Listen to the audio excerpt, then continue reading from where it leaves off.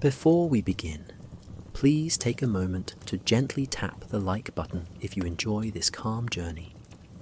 Your support helps our channel grow and allows others to find rest here too. Now, settle in, take a deep breath, and let the world of the Viking camp welcome you into its quiet story. The cold beyond the hills. The wind came howling over the distant hills long before dawn. A low and mournful sound across the dark winter camp. A lone figure stirred in his rough woolen cloak as the frigid gusts probed every gap in the feeble shelters. Snowflakes danced in the air, catching faint moonlight as they swirled and settled on sleeping forms.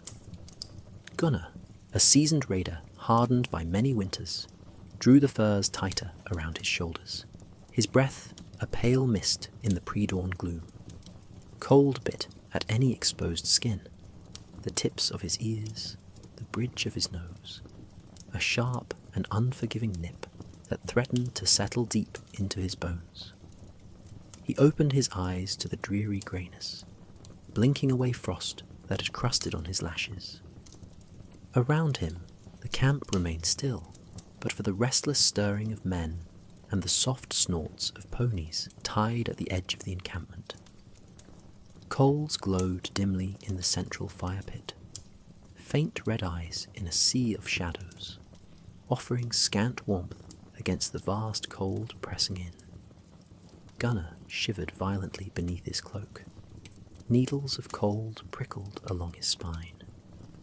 Though he was no stranger to harsh living conditions, each awakening into the freezing dark tested his resolve anew.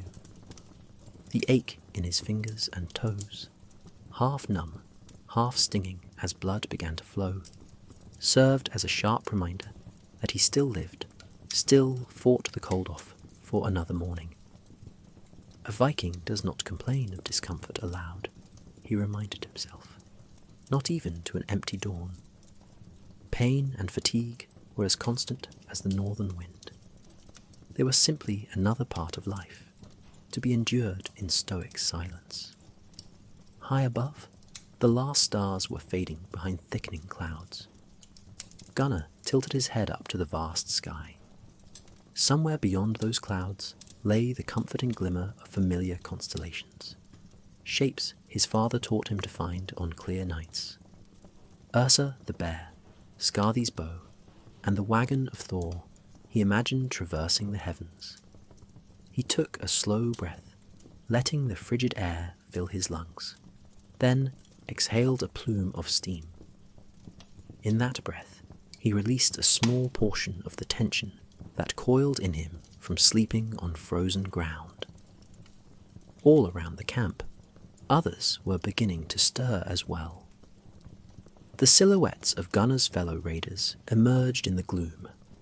Men rising from their bedrolls or brush lean-tos, huddled shapes stretching numb limbs. A few curses, muttered and half-hearted, floated on the wind as the cold greeted each of them in turn. Gunnar almost smiled at that. No matter how fierce a warrior was, everyone was equal under the sting of a bitter winter morning. The wind cared nothing for courage or strength. It was a foe they all battled daily and quietly. In the east, a faint hint of grey marked where the sun would rise, though its warmth and light were still a distant promise. Gunnar could see the darker outline of the hills against that dim horizon. The cold beyond those hills, the great unknown distance of this foreign land, was seeping inexorably into every crevice of their camp.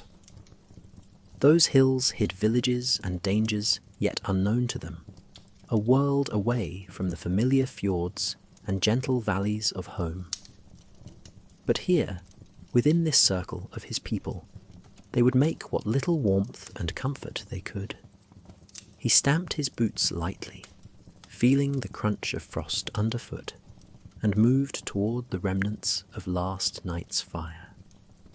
Each step sent a jolt through his stiff legs, but movement itself was a kind of relief. It meant blood flowing, life continuing.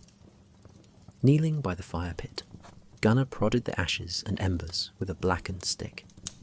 A few sparks leapt up, twirling briefly, before vanishing into the dimness.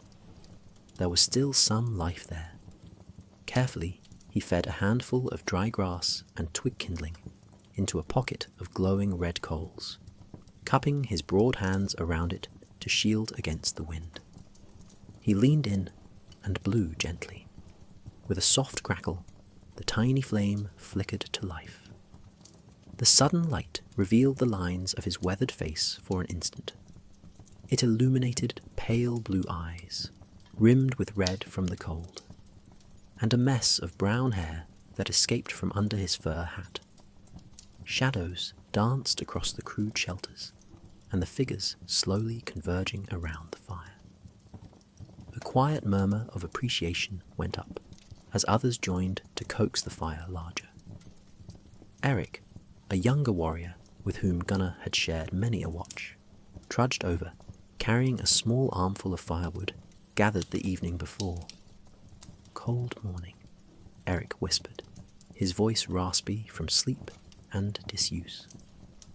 He spoke softly, not to disturb those still resting, and, as if loud speech itself might crack the brittle morning air. Gunnar only grunted in agreement and helped arrange the sticks over the growing flames. Fair-haired and quick to smile, Eric had a way of making even misery seem bearable, and Gunnar was quietly grateful for his easy companionship on bitter mornings like this. Orange light licked at the darkness now, pushing it back just enough to reveal their immediate surroundings. The camp was modest, a temporary wartime haven rather than a permanent village.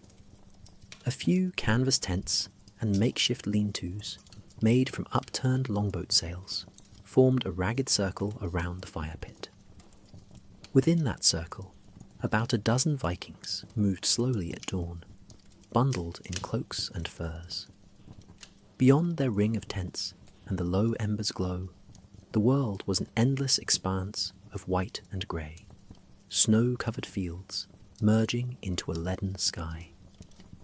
A line of dark shapes at the periphery marked a crude defensive wall of sharpened stakes and piled earth, erected for safety. Outside those defences, the winter wilderness and the unknown waited, indifferent to their presence. As the fire crackled higher, Gunnar held out his raw hands toward the welcome warmth. His fingertips tingled painfully as feeling began to return. He flexed them, trying to banish the stiffness. The heat was a small mercy, but a necessary one. In conditions like these, even a few moments by the fire could mean the difference between flexible limbs and frozen ineptitude. He had seen frostbite maim strong men who were careless. A warrior's body was his instrument. To let it falter from something as simple as cold would be a shameful waste. A sudden gust of wind barreled through the camp, sending a spray of fine snow into the air. The flames guttered, and everyone instinctively hunched closer, shielding the precious fire with their bodies. Gunnar's eyes watered as the icy particles stung his face. He bowed his head and waited it out. The gale passed, leaving an even deeper chill in its wake.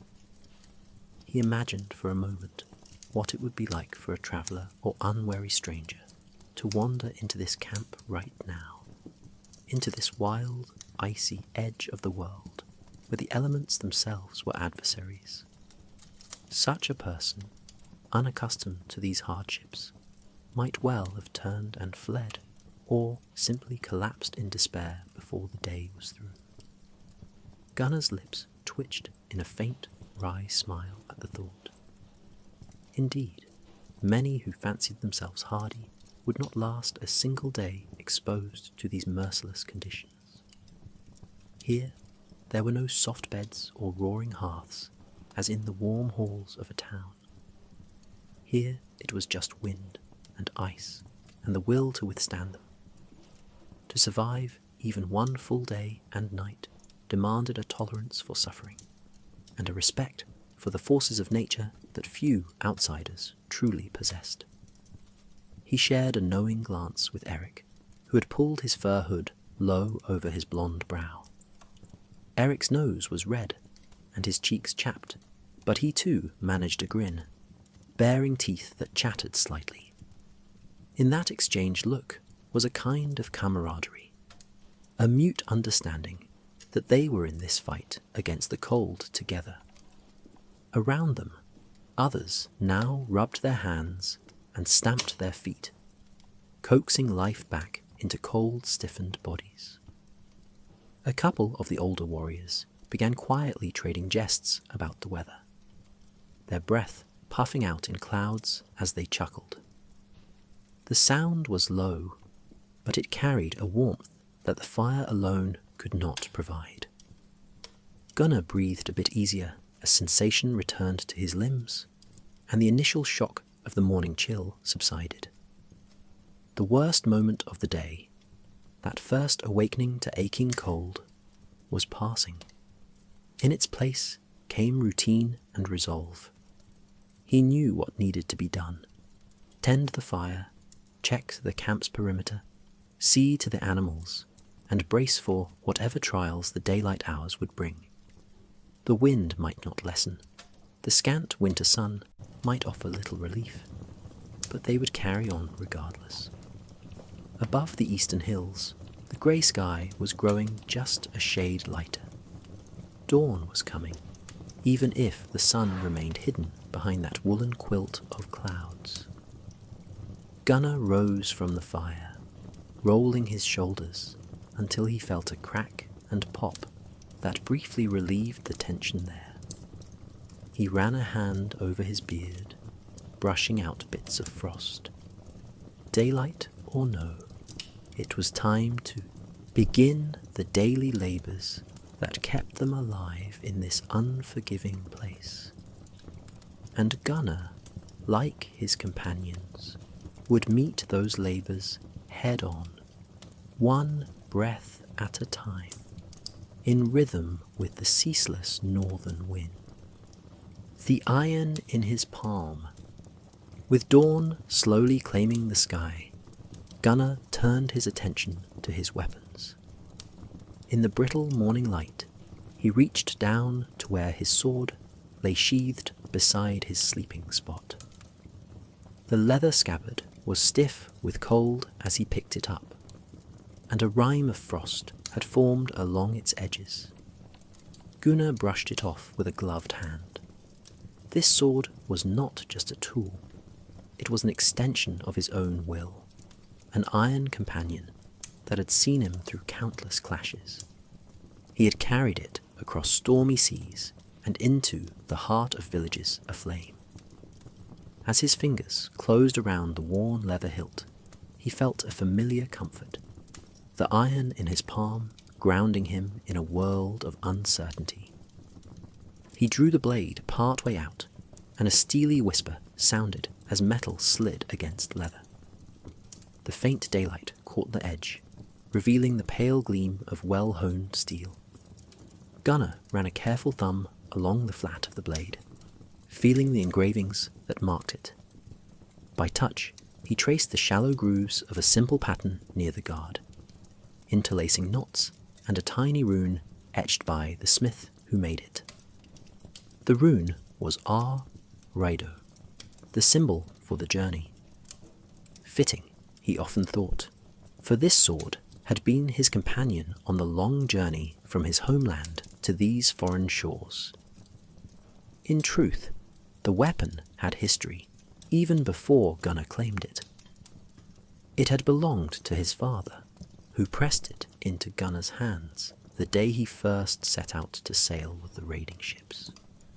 He could still recall his father's grip lingering on the hilt, and the pride mixed with worry in the older man's eyes. "Let your blade honor our family, and it will carry you through whatever awaits," his father had said in a low, earnest tone. Those words had stayed with Gunnar, echoing in his mind in moments of doubt. The sword was not a fancy blade adorned with silver or gold. The pommel was iron, plain and darkened, and the wooden grip wrapped tightly in leather strips, now polished by years of handling. But it was well forged and balanced, a warrior's blade meant for use rather than show. In the firelight of many camps and the haze of many battles, it had proven its worth. Every notch along its edge, most since carefully filed out, told a story. Gunnar remembered each, a Saxon axe that bit into it on a riverbank skirmish, a Frankish spear turned aside on a foggy dawn, the bone he had struck in a desperate fight that had left a subtle bend which the smiths hammered straight again. He pulled the sword fully free now and held it up, checking it for any hint of rust or damage. A thin film of oil still coated most of the blade, protecting it from the damp. Satisfied, Gunnar lowered the sword and retrieved a small whetstone from a pouch at his belt. With practiced motions, he spat lightly on the stone and began to run it along the blade's edge. A soft, rhythmic shh, shh sound rose and fell as he sharpened the weapon. It was a calming routine, one he had done on countless dawns like this. The motion steadied his mind as much as it honed the iron. Each stroke of stone on steel was an assurance that when the time came, his sword would not fail him due to negligence. Nearby, other men were tending to their own arms. Across the fire, Eric sat cross-legged, carefully inspecting the head of his battle-axe. Its wide crescent blade had been nicked in their last encounter with a band of mercenaries, and he was using a small file to smooth it. Not far off, 2 younger warriors were wrapping the grips of their spears with new strips of leather to replace those that had worn thin. A pile of ashwood shafts lay beside them, spare spear handles they had cut and cured during quieter days. In a harsh camp like this, weapons were treasured, maintained as diligently as if they were living things needing care. A dull sword or a loose axe head could mean death when battle came. Everyone knew that, and so each morning they took the time to prepare. A few paces away, a stocky fighter named Ulf was already swinging his heavy axe in slow practice arcs, warming up his muscles. He moved deliberately, each whoosh of his axe cutting through the air punctuated by a grunt. Ulf was known for his ferocity and impatience. Even in practice, there was a barely restrained power in his movements. Gunnar watched for a moment as Ulf brought the axe down on a makeshift target, a thick log partly buried upright in the ground. The blade bit deep into the wood with a solid thunk. Splinters flew. Ulf bared his teeth in a satisfied grin and wrenched the axe free for another strike.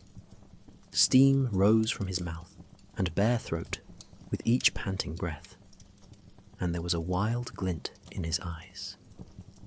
Some men fought their battles, even when there was no enemy in front of them, Gunnar mused. Careful not to cleave our firewood stash in 2, Gunnar called gently, a mild note of humour in his voice. Ulf paused and glanced over, snorting through his nose. Perhaps he took the remark as a rebuke, or perhaps as jest. It was hard to tell with that one. With a final swing, Ulf split the log entirely, and then rested, leaning on his axe haft. The log halves smoked faintly where the blade's friction had warmed the sap. Ulf nodded curtly at Gunnar, acknowledging the friendly warning, and moved off to cool down, his aggression apparently spent for the moment. Gunnar sheathed his sword once more and set it aside within easy reach. He picked up his round shield next, turning it to inspect its condition. The shield's painted face, once emblazoned with a bold red and black pattern, was now scarred and faded. Deep gouges marred the wooden boards where enemy weapons had struck. Along the rim, the iron boss at the centre was dented on one side, and a few of the protective rawhide bindings hung loose. He ran a finger over a long crack that spidered through one plank. It would need reinforcing soon, perhaps with fresh wooden dowels and a backing of leather. If he could find the materials. For now, it held together, albeit wearily. He gave the shield's handle a little shake to ensure it was still securely riveted. It was. Satisfied that the shield would survive a bit longer, Gunnar propped it near his sleeping roll. He also checked his seax, the stout, single-edged knife that every Norseman carried at his belt.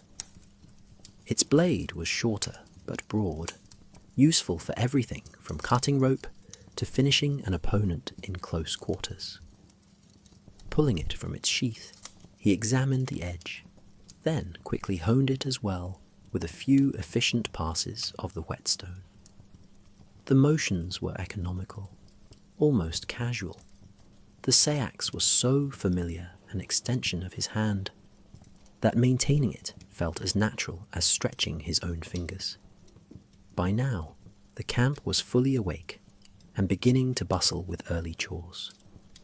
One of the older fighters, Einar, walked past, carrying a bundle of worn scabbards and axe shafts that needed repair. His limp, a souvenir from an old battle, was more pronounced in the cold. Einar paused for a moment near Gunnar, watching him handle the seax. "Edge keen enough?" the grey-bearded man asked quietly. It were half a greeting, half an inquiry born of habit. Einar had a paternal streak, and often checked on the younger warriors like a father hen. "Aye, keen and true," Gunnar replied, holding up the knife. The edge caught a glint of the weak morning light to prove the point. "It will do its work when called upon." Einar nodded, eyes crinkling in approval. "Good. A dull blade's as useless as blunt wits," he muttered. He shifted the load in his arms and peered at the sky. "Might get more snow by midday," he observed as he noted the thick clouds gathering again. "Be sure to cover any spare boughs or cords. The damp ruins them quick." With that gentle reminder offered to Gunnar, and really to anyone within earshot, Einar continued on his slow way towards the cluster of tents where repairs were usually done. Gunnar took a moment to absorb the old man's advice, though he already intended to keep his gear dry. Many of them carried bows for hunting or occasional battle volleys, and indeed, the sinew bowstrings could slacken or rot if left wet too long. He mentally added it to his day's tasks. Check the bowcase's cover, make sure no snow had blown in. For now, though, his main arms were in order. Sword sharpened and oiled. Check. Axe, a secondary weapon, hung at his other side. Inspected. Check. Shield assessed. Battered but serviceable. Seax keen. It gave him a small but meaningful sense of readiness. They might be half frozen, half hungry, and far from home, but at least, when steel was needed, he would have faith in his own. Across the camp, a few of the men were beginning a light sparring session to limber up. Two warriors squared off with wooden shields and blunt sticks standing in for swords, circling one another on the trampled snow. They exchange blows slowly at first, testing, measuring, then a little quicker as their confidence and warmth grew. The thud of wood on wood and the occasional bark of laughter or grunt of exertion broke the morning stillness. Watching them, Gunnar felt the temptation to join in. It had been days since their last real fight, and though rest was welcome, a part of him missed the exhilaration of combat, or at least the practice of it, the dance of skill and strength. He caught Eric's eye across the way. The younger man had finished tending his axe and seemed equally interested in the sparring. Eric tossed his axe down onto a pile of furs and rolled his shoulders, then wandered over to Gunnar with a grin. "Care for a bout?" he asked, nodding toward the impromptu sparring circle, where the last pair of fighters were wrapping up with friendly claps on each other's shoulders. Gunnar considered, then nodded. Why not? A bit of movement to thaw the blood. He grabbed a spare spear shaft, a sturdy rod of ashwood about the length of a sword, to use as a practice weapon. Eric fetched a similar makeshift stave. Neither wanted to risk their actual blades in a friendly bout. One slip could maim a friend, and that would be a foolish accident indeed. They moved to an open spot just at the edge of the fire's warmth. Other men paused in their tasks to watch with mild interest. This was as much morning entertainment as it was exercise. Gunnar and Eric faced each other and raised their wooden weapons in salute. Despite the lack of ceremony, both took the practice seriously. Eric stepped lightly in the snow, knees bent, axe handle stick held high. Gunnar planted his feet a shoulder width apart, sword stand-in angled before him. For a heartbeat, they stood, two silhouettes against the grey morning, each studying the other's stance. Eric struck first, darting forward with a quick swing aimed toward Gunnar's flank. Gunnar parried, meeting the blow with a solid crack of wood on wood. The jolt travelled through his arm, but he absorbed it with practiced ease. Immediately he riposted, sweeping low at Eric's legs. Eric hopped back nimbly, the tip of Gunnar's stick swishing just past his wool-clad shins. A few onlookers gave muted sounds of appreciation. The fight might be friendly, but they all respected skill. They traded a series of such blows and counters, gradually increasing speed as their muscles loosened and confidence rose. Gunnar felt his blood pumping faster, warmth radiating from exertion to the very tips of his fingers and toes. The cold air no longer bit so fiercely at his face. He was flushed with the vigour of movement. In these moments of sparring, he could almost forget the hunger in his belly, or the chill in his bones. His world narrowed to the dance of two warriors, the crunch of boots on snow, the pant of breath, the solid feedback of a strike blocked or a hit landed. Eric was young and fast, with the eagerness of a hound pup, and he managed to tap Gunnar's shoulder once with a quick thrust, which earned an appreciative chuckle from the audience and a nod from Gunnar. But Gunnar's greater experience soon showed itself. He anticipated Eric's next lunge and stepped smoothly aside, sending the younger man stumbling forward off balance. With a gentle but decisive swat, Gunnar brought his wooden blade to rest against the back of Eric's neck, a killing blow had it been steel. Eric froze, then laughed breathlessly. "Yield, yield, you've got me," he conceded, standing upright and shaking off the snow that had sprayed up on his pants. Gunnar lowered his stick and clapped Eric on the shoulder amicably. There was a light round of clapping from the bystanders. It was not derision, but rather respect for a bout well fought by both sides. In truth, There were no winners or losers in such practice, only sharpening of skills. "Well done," Gunnar said quietly to Eric. "You nearly had me with that feint." Eric grinned, cheeks flushed red from the exercise. "Nearly. But nearly doesn't count when real blades sing, eh?" he replied. "True enough," Gunnar agreed. In battle, nearly besting an opponent meant death just the same. There was a saying among them, "The strike that just misses is as useless as no strike at all."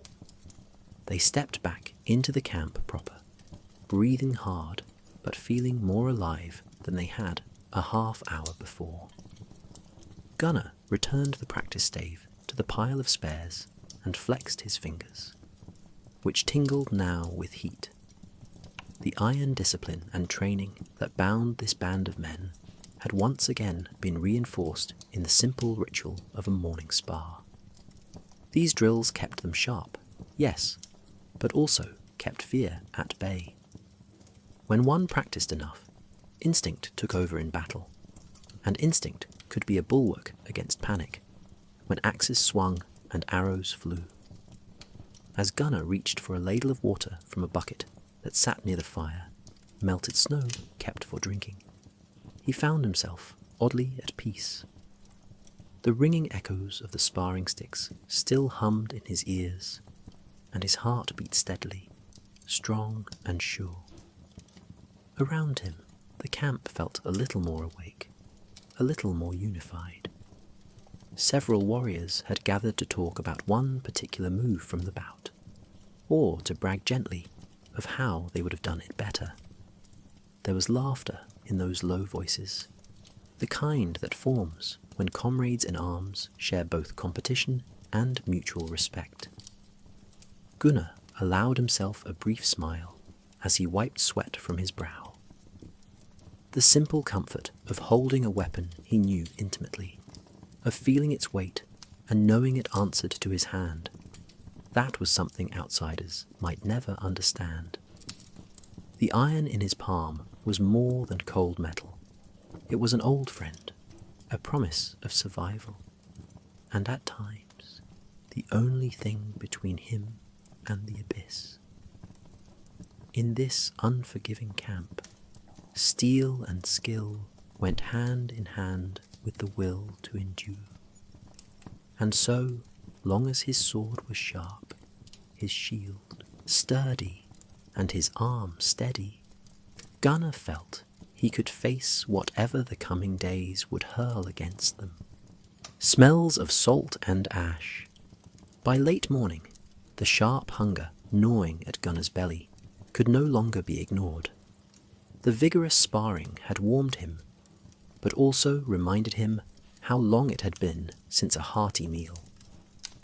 Around the camp, men began to gravitate back toward the central fire with the same thought in mind: food, such as it was. A soot-blackened iron pot hung over the fire now, suspended from a tripod of sticks. Within it simmered a thin stew that one of the older warriors had put on earlier, using the last of their stored barley, a few shriveled carrots, and scraps of dried meat.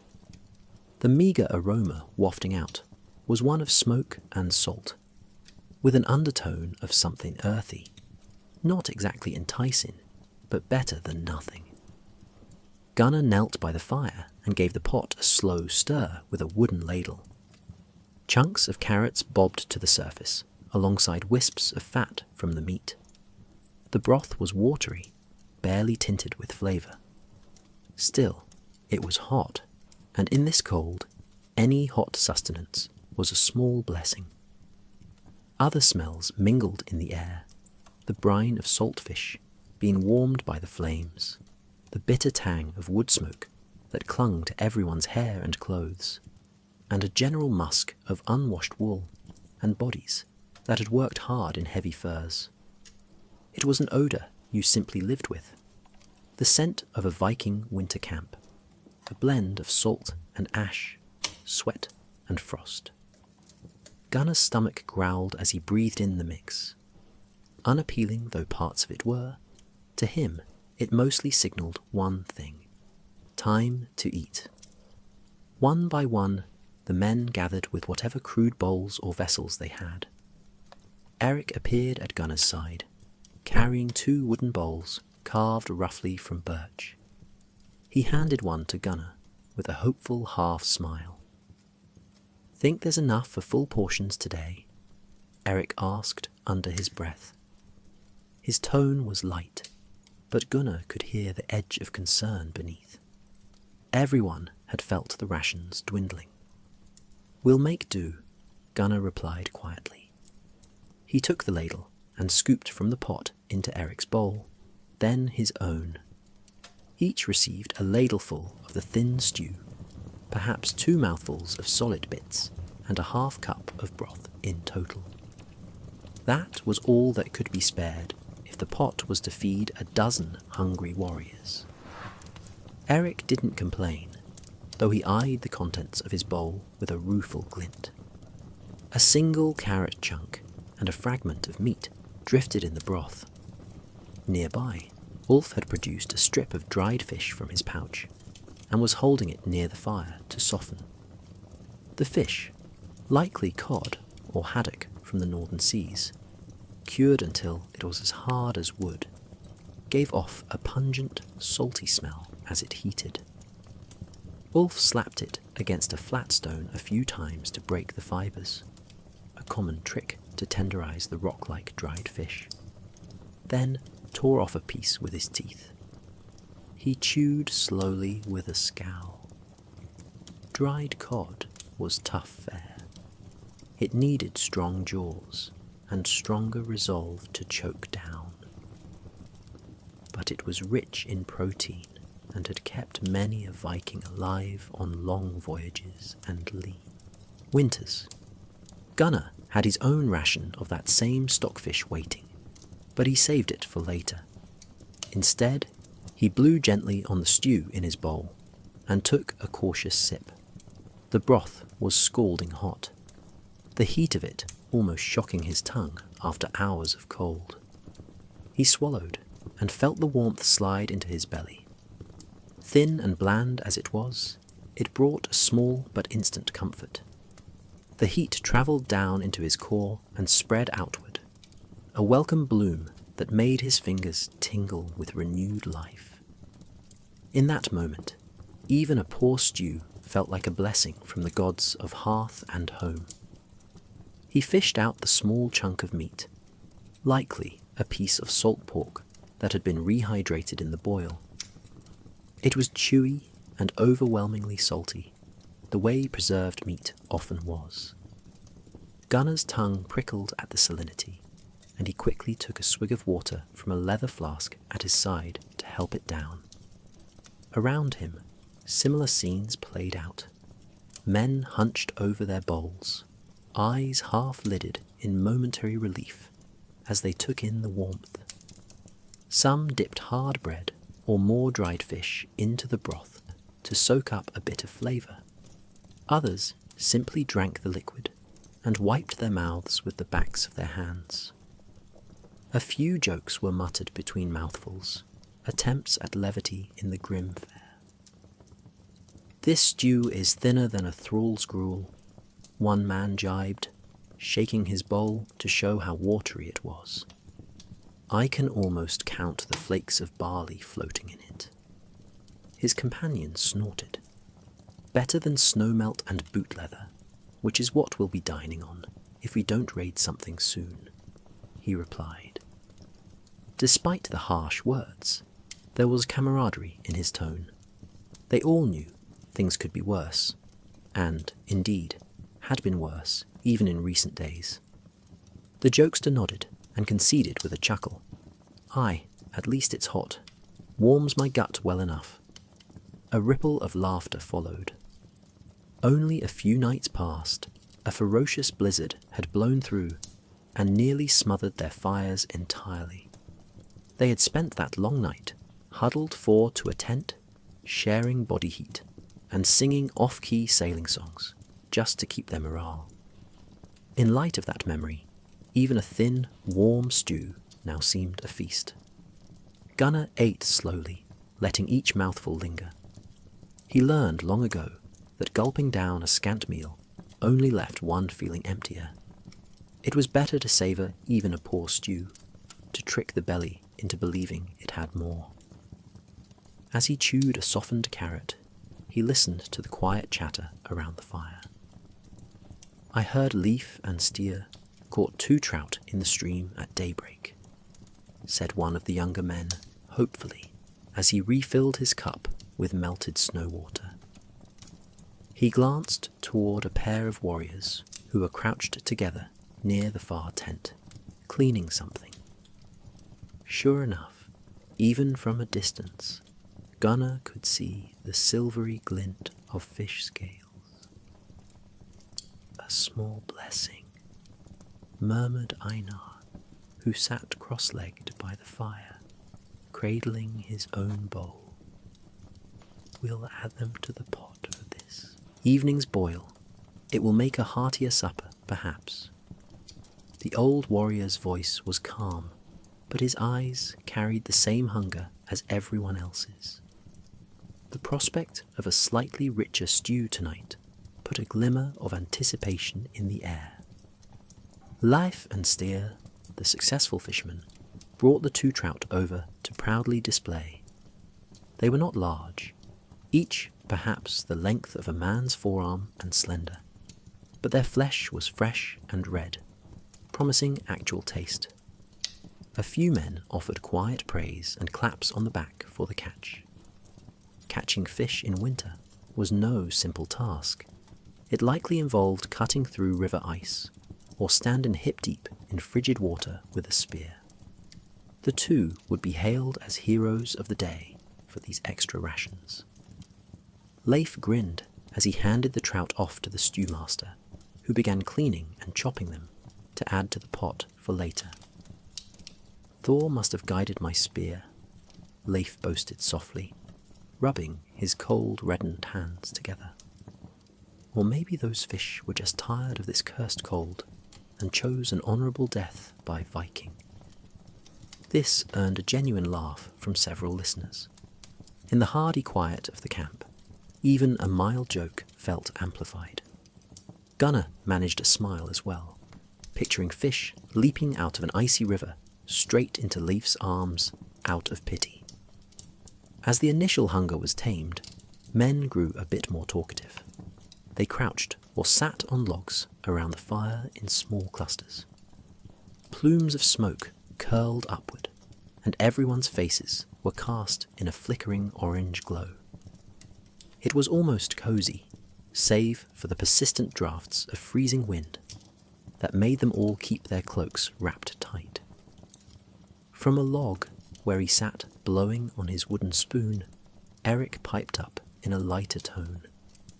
"If only we had Thor's magic goats to eat, we could roast them tonight and find them alive again come morning." He grinned, referring to a popular tale from their mythology.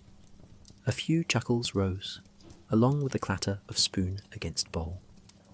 Ulf, still gnawing on his piece of dried fish, gave a short laugh. I wouldn't mind a feast like the gods have. Roast goat and endless ale," he said, wiping his mouth with the back of his hand. "Instead of this salty twig water, we're calling stew." Eric shrugged, still smiling.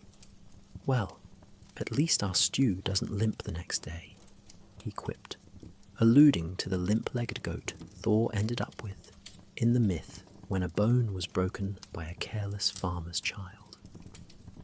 A ripple of laughter, genuine this time, passed through the group. Even Gunnar chuckled quietly, nearly choking on a bit of broth he had just sipped. "Easy, boy, don't go killing yourself over a jest," Einar teased Gunnar gently, thumping him once between the shoulder blades to ease his cough. The camaraderie in that moment was palpable. For a short while, they allowed themselves to feel like a band of ordinary friends sharing a meal and a laugh, rather than hardened raiders enduring a brutal campaign. Still, the reality was never far. As the laughter ebbed, a lull fell over the group. Men scraped the last remnants from their bowls. Some licked them clean. Wasting even a drop of nourishment was unthinkable. Gunnar used a crust of hard bread to swab the bottom of his bowl, then popped the bread into his mouth. It was so hard, it was almost like chewing a pebble, but a bit of stew had soaked in to soften and flavour it. He noted Ulf eyeing the pot again, as if hoping more stew might magically appear. Finding none, Ulf let out a dissatisfied grunt and muttered, "Not exactly a warrior's feast." There was no real malice in his voice, just the tired frustration of a man who remained hungry. "No, but it keeps us fighting," another man responded levelly. This was Halfdan, a brawny, red-bearded warrior sitting across the fire. He met Ulf's gaze. "Empty bellies win no battles. We've got enough to keep us moving, and that's what matters. We'll feast when the time is right, when we've earned it." Halfdan's tone was calm but firm, the voice of someone accustomed to quelling grumbles before they grew into disputes. Ulf held Halfdan's stare for a moment, then shrugged and busied himself with tying up the remainder of his dried fish in a scrap of cloth. The momentary tension dissipated. Many respected Halfdan's wisdom. He had sailed on numerous raids, and was rumoured to have once been a captain of his own longship. If he said they had enough, then so it was. Gunnar exhaled slowly, only now realising he'd tensed slightly when Ulf's voice first dropped in displeasure. Such small frictions were common in camps under stress, but they could spark into quarrels if not tamped down. He was grateful for Halfdan's steady presence. A fight over food was the last thing they needed, draining their energy and morale. A sudden crackle from the fire startled a few of them, a log collapsing into embers, sending a swirl of sparks upward.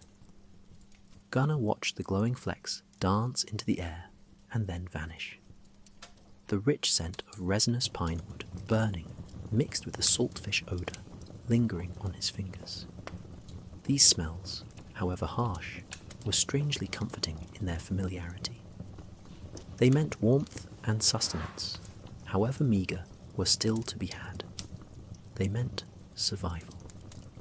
Having finished his portion, Gunnar wiped out his bowl with a handful of clean snow and set it aside. The others followed suit in their own ways. Some simply stacked their bowls to be properly washed later when water was heated. There wasn't much in the way of spare water for cleaning now, so most contented themselves with a cursory wipe. A thin coating of grease and soot remained on many eating utensils, a permanent seasoning of camp life. Gunnar took a long drink from his water flask, washing down the salt that still clung to his throat. The water was cold, tasting faintly of leather from the bag, but refreshing. He offered it to Eric, who accepted a swig gratefully. The two exchanged a brief nod. "Better?" Gunnar asked, voice low. Eric capped the flask and handed it back. "Better," he said, "for now." His smile was resilient, but his eyes, like everyone's, held the constant shadow of worry. They all knew this routine, eating just enough to stave off weakness, but never enough to be truly satisfied. "For now," Gunnar echoed softly. He adjusted the fur mantle around his shoulders, feeling the weight of it settle. The midday meal, if one could call it that, was done. Their bellies, while not full, were no longer painfully empty, and that meant it was time to resume the day's tasks. There would be no lounging about, simply because it was cold or because they were tired.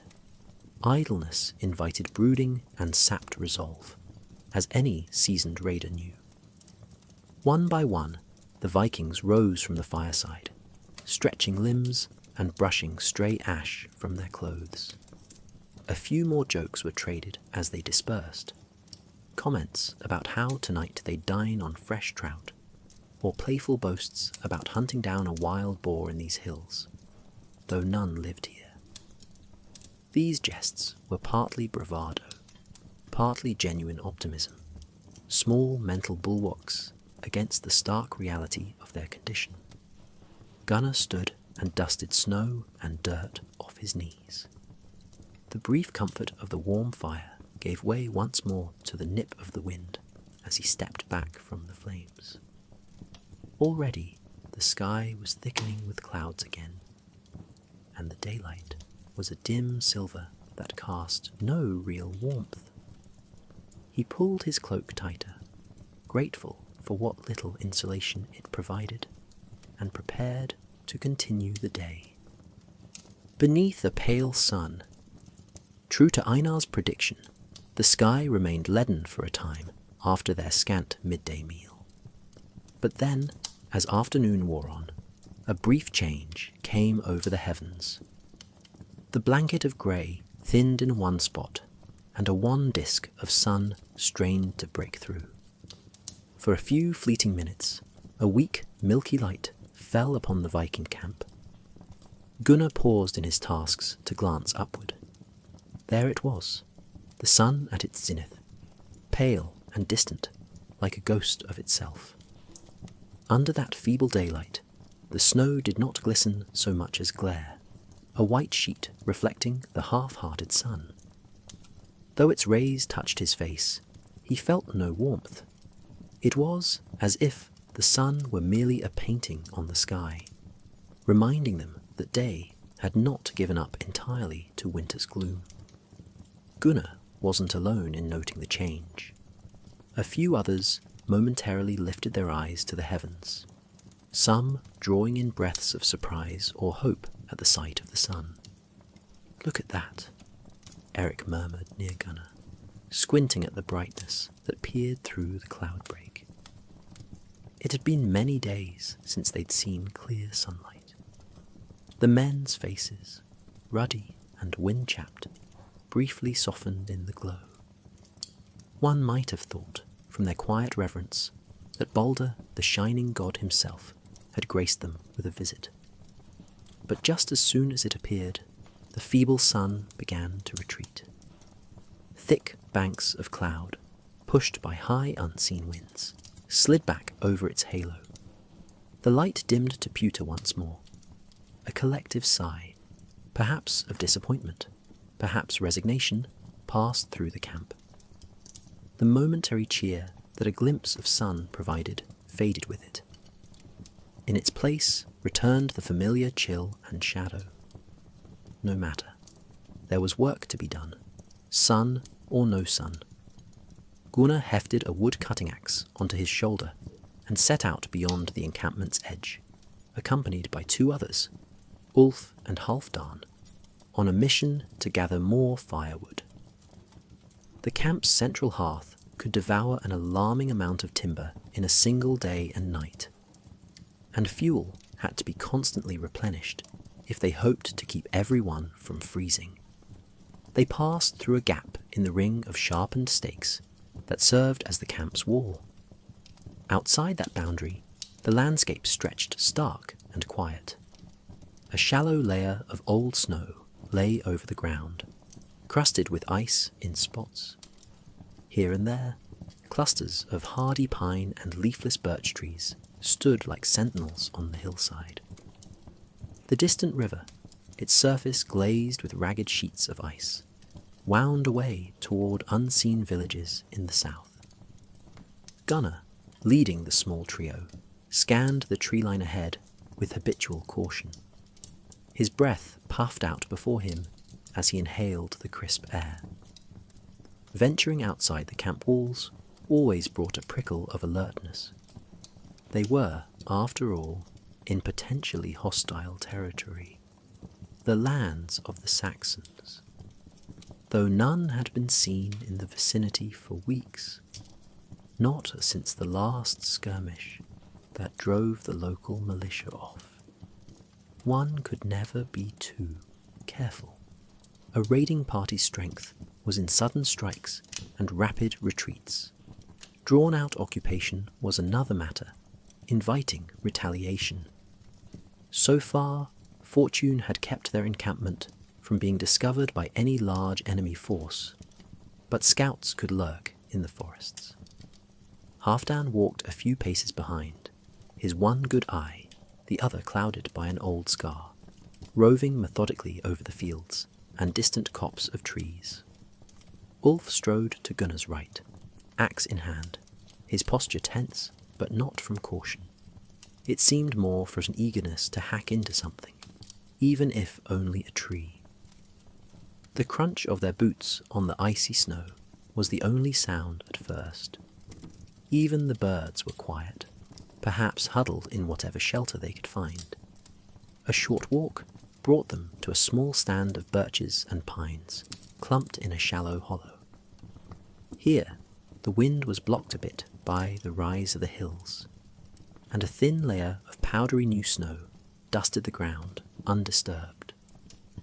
Gunnar spotted a dead birch tree, its trunk bleached and bark peeling, a perfect candidate for firewood. "That one," he said softly, nodding towards it. Ulf grunted in agreement and immediately set to it, swinging his axe at the base of the dead tree with ferocious energy. Thwack, thwack, thwack. The sound of metal biting into wood echoed in the frigid stillness. Ulf's breaths came out hard and quick as he laboured, each strike taking a wedge-shaped bite from the trunk. Chips of pale wood flew with every impact, scattering on the snow around his feet. Halfdan and Gunnar kept watch around the perimeter as Ulf worked, their hands resting on their weapons. It was an unspoken arrangement. One man chopped while the others guarded. As Gunnar stood sentinel, he became keenly aware of the landscape's subtle noises, or rather, its lack of noise. The world felt muffled, as if wrapped in wool.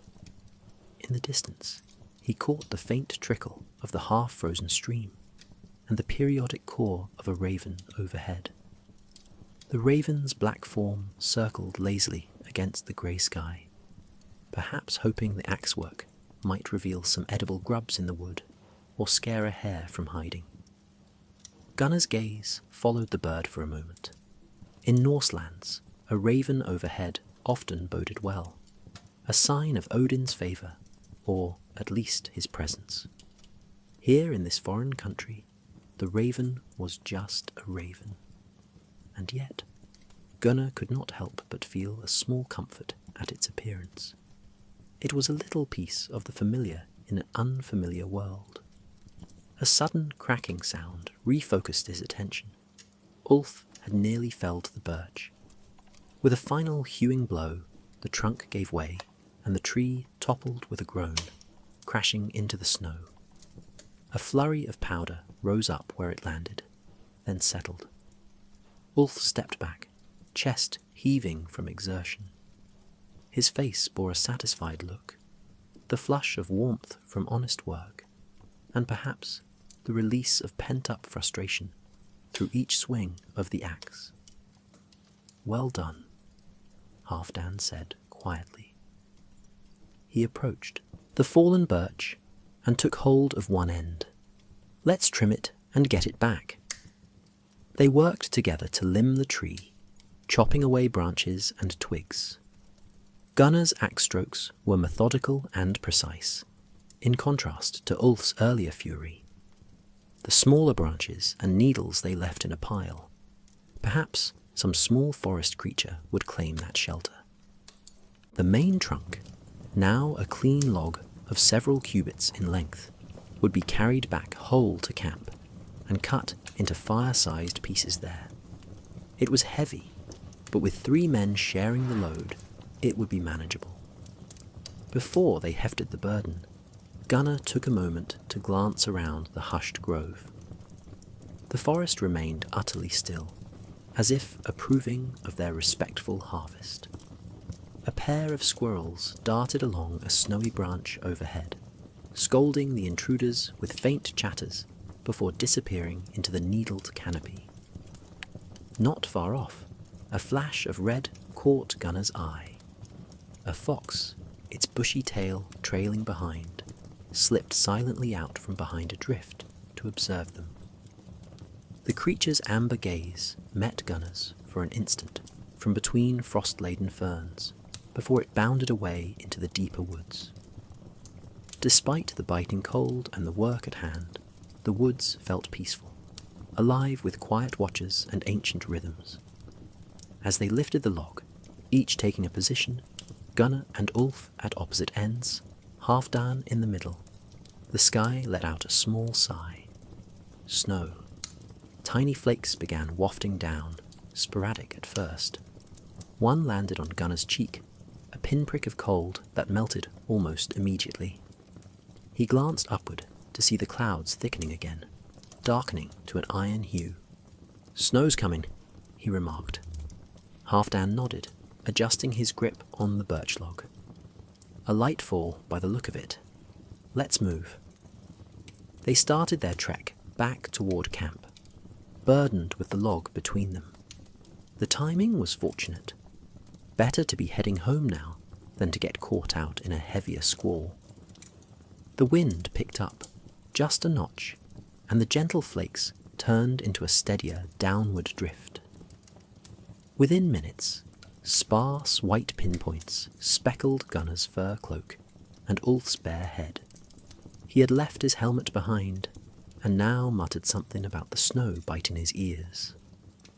Halfdan chuckled under his breath at that, which earned an amused smirk from Gunner. Seeing Ulf, so tough in battle, crinkle his nose at a bit of cold snow was oddly humanizing. Their boots found the old footprints they had left on the way out, now dusting over. As they crested a small rise, the camp's outline came back into view. The low tents and smoke from the fire forming a welcome sight against the barren expanse.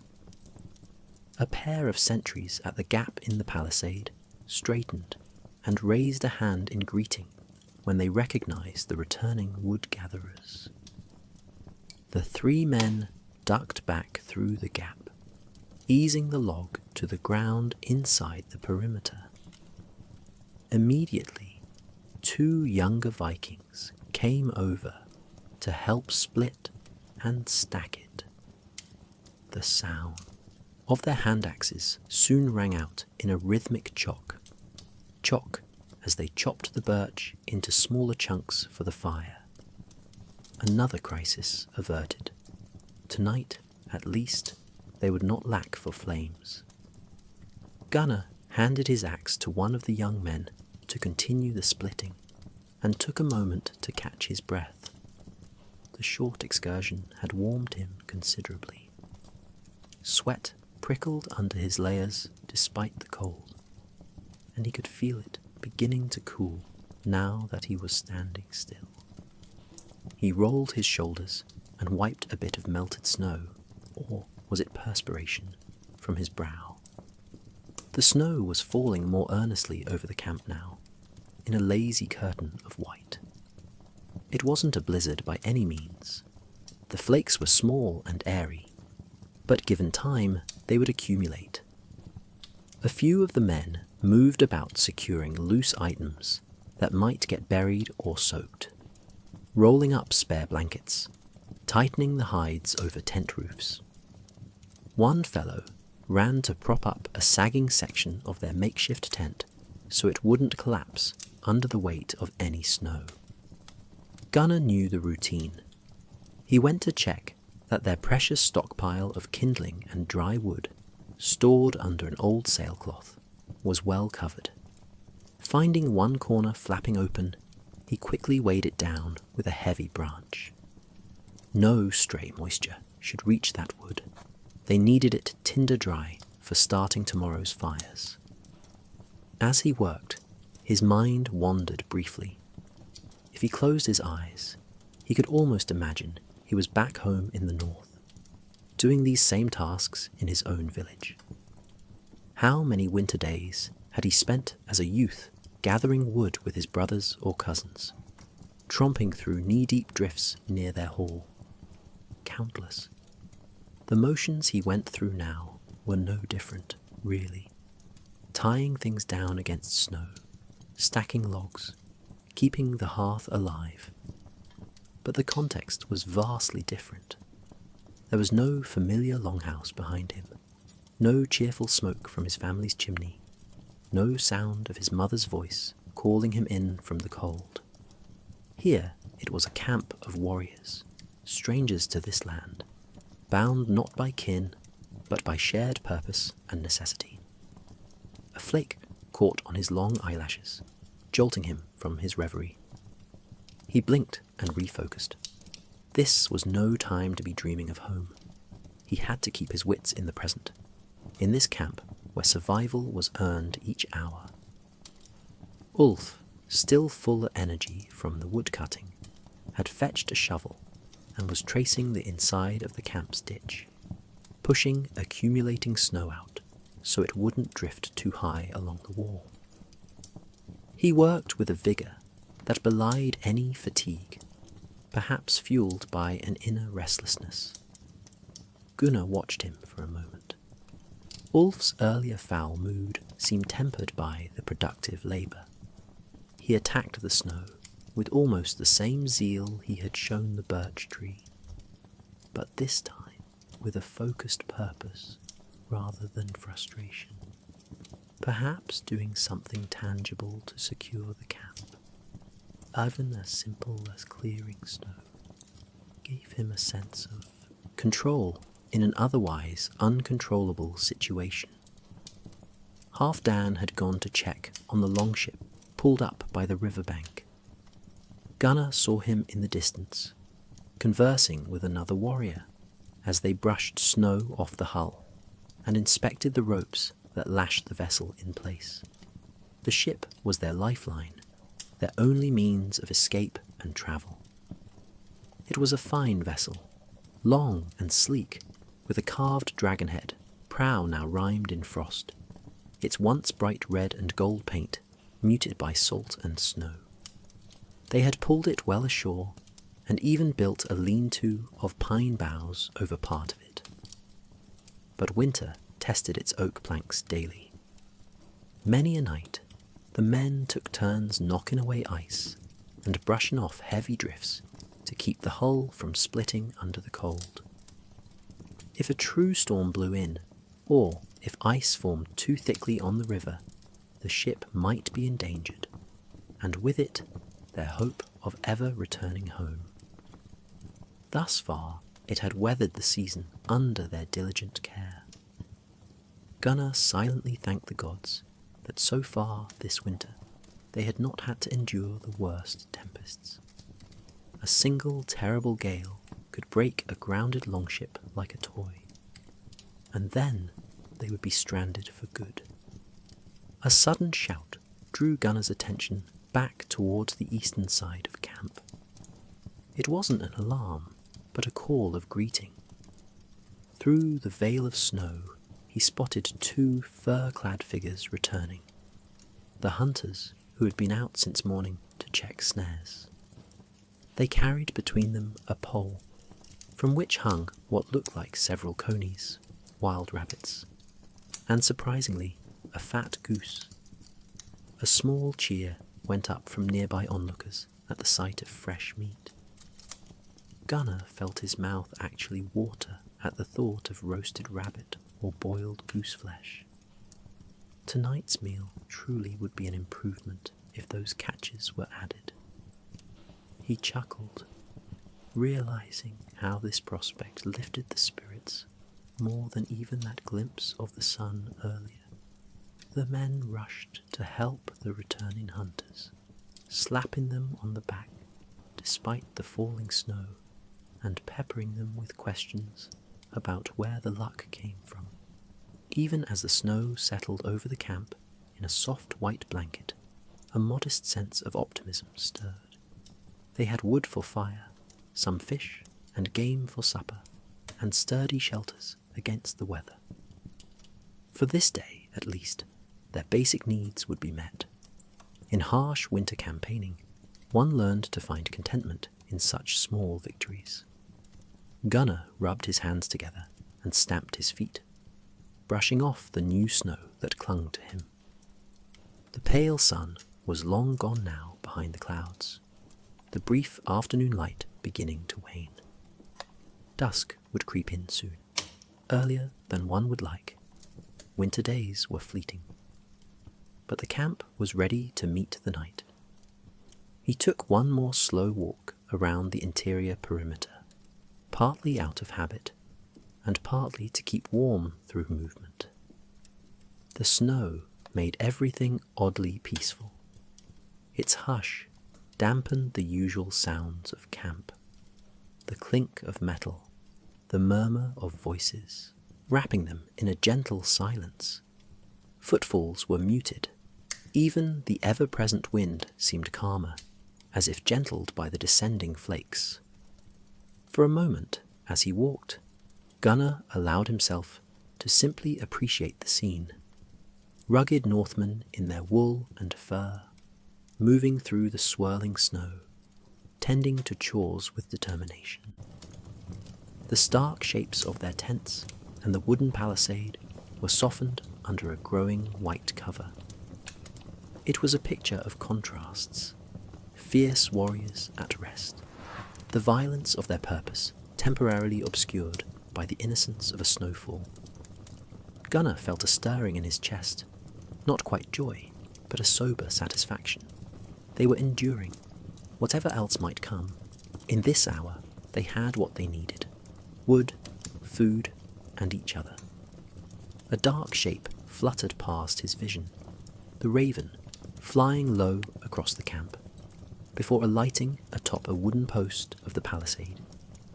The bird cocked its head and let out a single rasping call, then busied itself fluffing its feathers, now also speckled with snow. Gunnar met its beady black eye and gave a slight nod, almost a salute. "Carry our news to the gods, if you will," he whispered under his breath to the creature, feeling a bit foolish, yet comforted nonetheless. With that, he turned back toward the center of camp, where dusk's preparations were underway. Tonight would come soon, and with it the deepening cold and long hours of darkness. But Gunnar was no longer disheartened by the waning light. He felt the weight of the day's exertions in his arms and back, a reassuring ache that meant he had contributed to the group's survival yet again. Snow continued to drift down around him, but he squared his shoulders against it, leaving a trail of bootprints that would soon fade. Beneath a pale sun they had persevered. Beneath the coming stars they would do the same. Warmth in winter. Dusk settled slowly over the camp, bringing with it a deepening blue-grey light and an even deeper cold. The men had finished most of their chores for the day. Fresh logs crackled on the main fire, and the savoury scent of roasting rabbit and goose began to weave through the air, a far more tempting aroma than at midday. Supper was not yet served, but anticipation put a faint smile on many faces as they gathered in loose clusters to await the meal. This evening there was an undercurrent of rare optimism. They had hard-won food to fill their pots and bellies, and the promise of a warm fire to fend off the night. Gunnar stood near the fire, warming his hands and observing the camp as twilight fell. The scene was almost convivial. Two younger warriors were crouched on a fur blanket nearby, engaged in a friendly game of dice. They rattled the bones in a wooden cup and cast them onto the ground, quietly wagering scraps of leather or an extra swig of ale on the outcomes. Their muffled laughs whenever one bested the other mingled with the gentle crackling of flames. Elsewhere, a small group concentrated on repairing a torn section of their longship's sail by lantern light. They sat in a circle, a lantern hung from a spear thrust upright in the ground, casting a warm halo over the faded canvas. With threaded bone needles and steady patience, they pushed and pulled bright flaxen thread through the heavy wool sailcloth. The needle tips gleamed each time they emerged, and the men murmured in low tones as they worked, occasionally trading a friendly jibe about whose stitch was straightest. The gentle, repetitive motion of sewing and the quiet focus it required lent a calming effect. More than one nearby warrior found his eyes growing heavy just watching the hypnotic dance of needles and thread. Conversations murmured all around, small talk of home villages, recollections of past raids, or light-hearted teasing about who snored the loudest in the night. At one corner of the circle, Half Dan, a red-bearded veteran with a famously dry wit, was regaling a pair of younger lads with a far-fetched yarn about a one-legged troll that had supposedly stolen one of his boots during a previous winter camp. The youths stifled laughter as he described chasing the limping troll through knee-deep snow, only to discover in the morning that a fox had dragged the boot off instead. Such silly stories and dry jokes earned easy chuckles. They all understood. These playful tales were a way to keep darkness and worry at bay. For a moment, if one ignored the encircling darkness and the hostile land beyond, it almost felt like the courtyard of a homestead after a long day's work. A stranger happening upon them might have thought this a community at peace. But even in such moments of relative calm, the strains of hardship could surface. Gunnar's attention was drawn to a pair of men standing on the far side of the fire, voices rising above the general murmur. One was Ulf, broad-shouldered and still flushed from the afternoon's exertions. The other was Darg, a wiry, dark-haired fellow, known for his quick tongue and quick temper. Darg had been one of the successful fishermen that day, and still carried a bit of proud swagger from their catch. At first, Gunnar couldn't make out their words over the pop of the fire, but the tension in their postures was evident. Ulf loomed with arms crossed, while Darg gestured sharply at something on the ground between them. It looked like one of the dice from the younger men's game. Eric and a couple of others turned their heads to watch, sensing the brewing argument. "I'm telling you, it landed on 3, Darg insisted, his tone clipped and heated. "You're blind if you say otherwise." Ulf let out a bark of scornful laughter. "Blind? Mind your tongue, Darg. I know what I saw. It was a 5. Don't try to cheat me." His voice was a low rumble, dangerous in its restraint. Gunnar realized the two must have joined the dice game, and now disagreed about a throw's outcome, a trivial thing under normal circumstances. But hunger, exhaustion, and pride can make trivialities into sparks for a blaze. The small circle of onlookers grew subtly, men edging closer in case they needed to intervene, or simply curious to see how this would play out. "No one's cheating," Darg snapped back, squaring his stance. Though shorter and slighter than Ulf, he did not balk. "I won that round fair. Maybe your memory's as weak as this soup we've been living on." A few onlookers murmured at that jab. Gunnar felt a tightening in his gut. Darg was skating on thin ice, taunting Ulf so. Ulf's face darkened, a vein standing out at his temple. For an instant, Gunnar thought Ulf might simply swing a punch and be done with it. but the burly man held himself in check, albeit barely. He stepped forward, kicking aside the fur blanket that served as the gaming surface. The remaining dice and tokens scattered into the snow. "There's no need for insults," Ulf growled, voice cold. "If you think to call me a liar over a bone die, you'll regret it, Darg." By now, a hush had fallen around the fire. The dice game had, unsurprisingly, ceased. The two younger players retrieved their cup and dice quietly, melting back to make room. Eric moved nearer to Gunnar, whispering, "Should we step in?" Gunnar gave the slightest shake of his head. Not yet. Often, these flare-ups died down on their own if pride could find a way out. Darg's eyes flashed in the firelight. The only one who'll have regrets is whoever can't accept when he's lost. His hand drifted near the hilt of the seax at his belt, not exactly drawing it, but enough to hint at a threat. A collective breath was held. Steel would be a deadly escalation. Before the situation could cross that perilous line, a new voice cut through, firm and authoritative. "Hold, both of you." It was Einar. The elder warrior stepped into the space between Ulf and Darg, planting himself firmly. Though grizzled and past his physical prime, Einar carried the respect of years, and neither man immediately moved to shove him aside. "This is foolishness," Einar said, looking from one man to the other.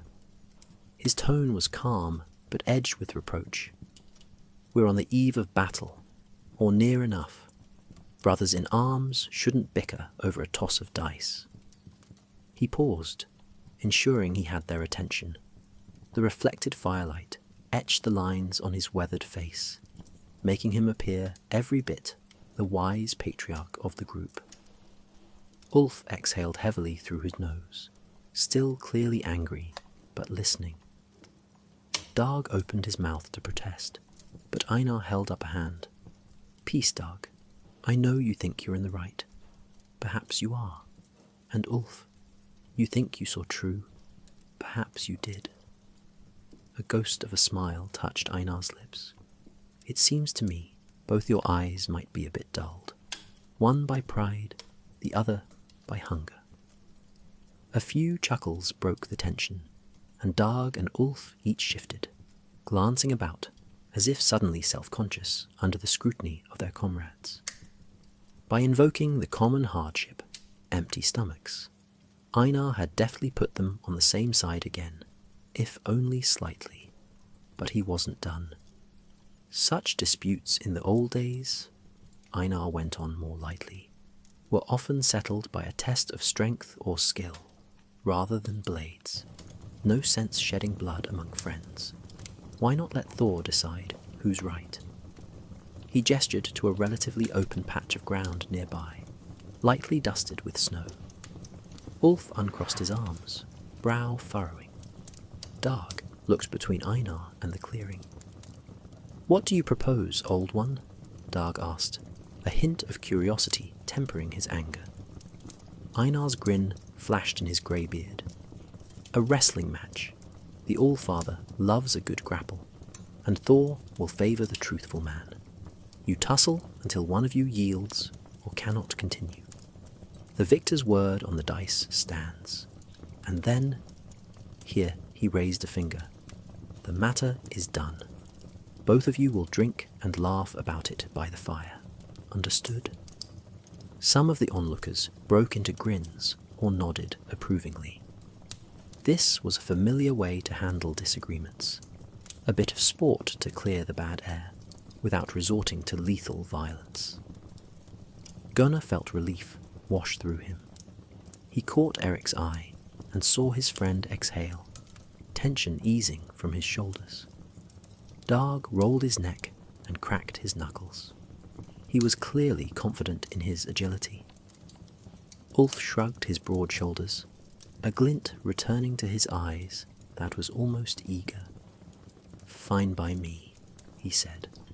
"I've no objection to slamming this whelp into the ground a few times to refresh his memory.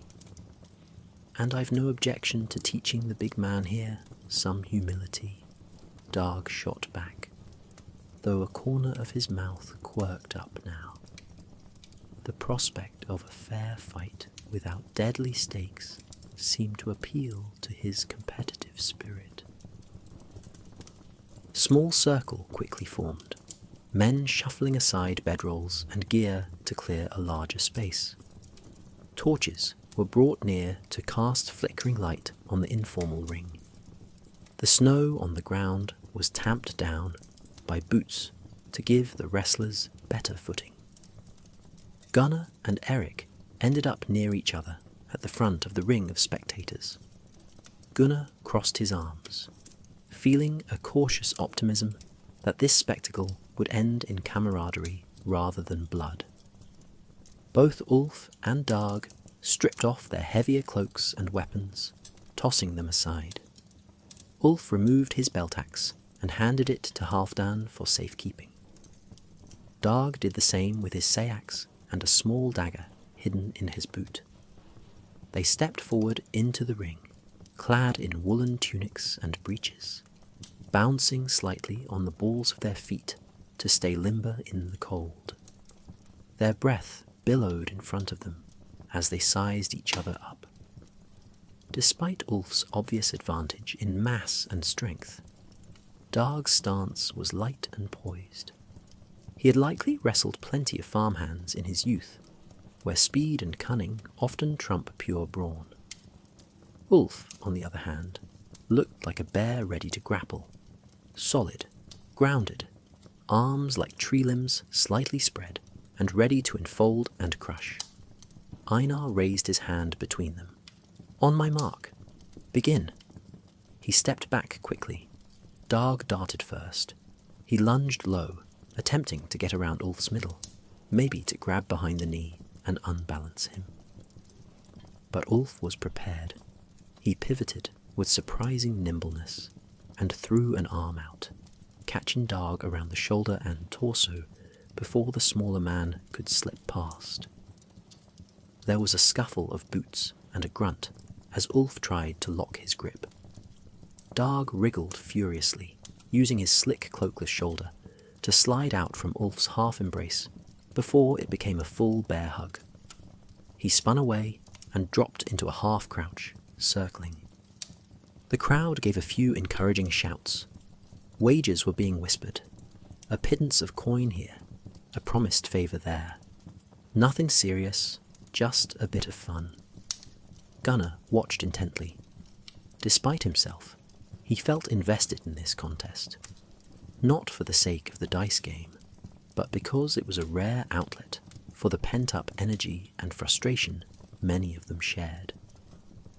Darg feinted to the left, then sprang right, aiming high this time for Ulf's collar.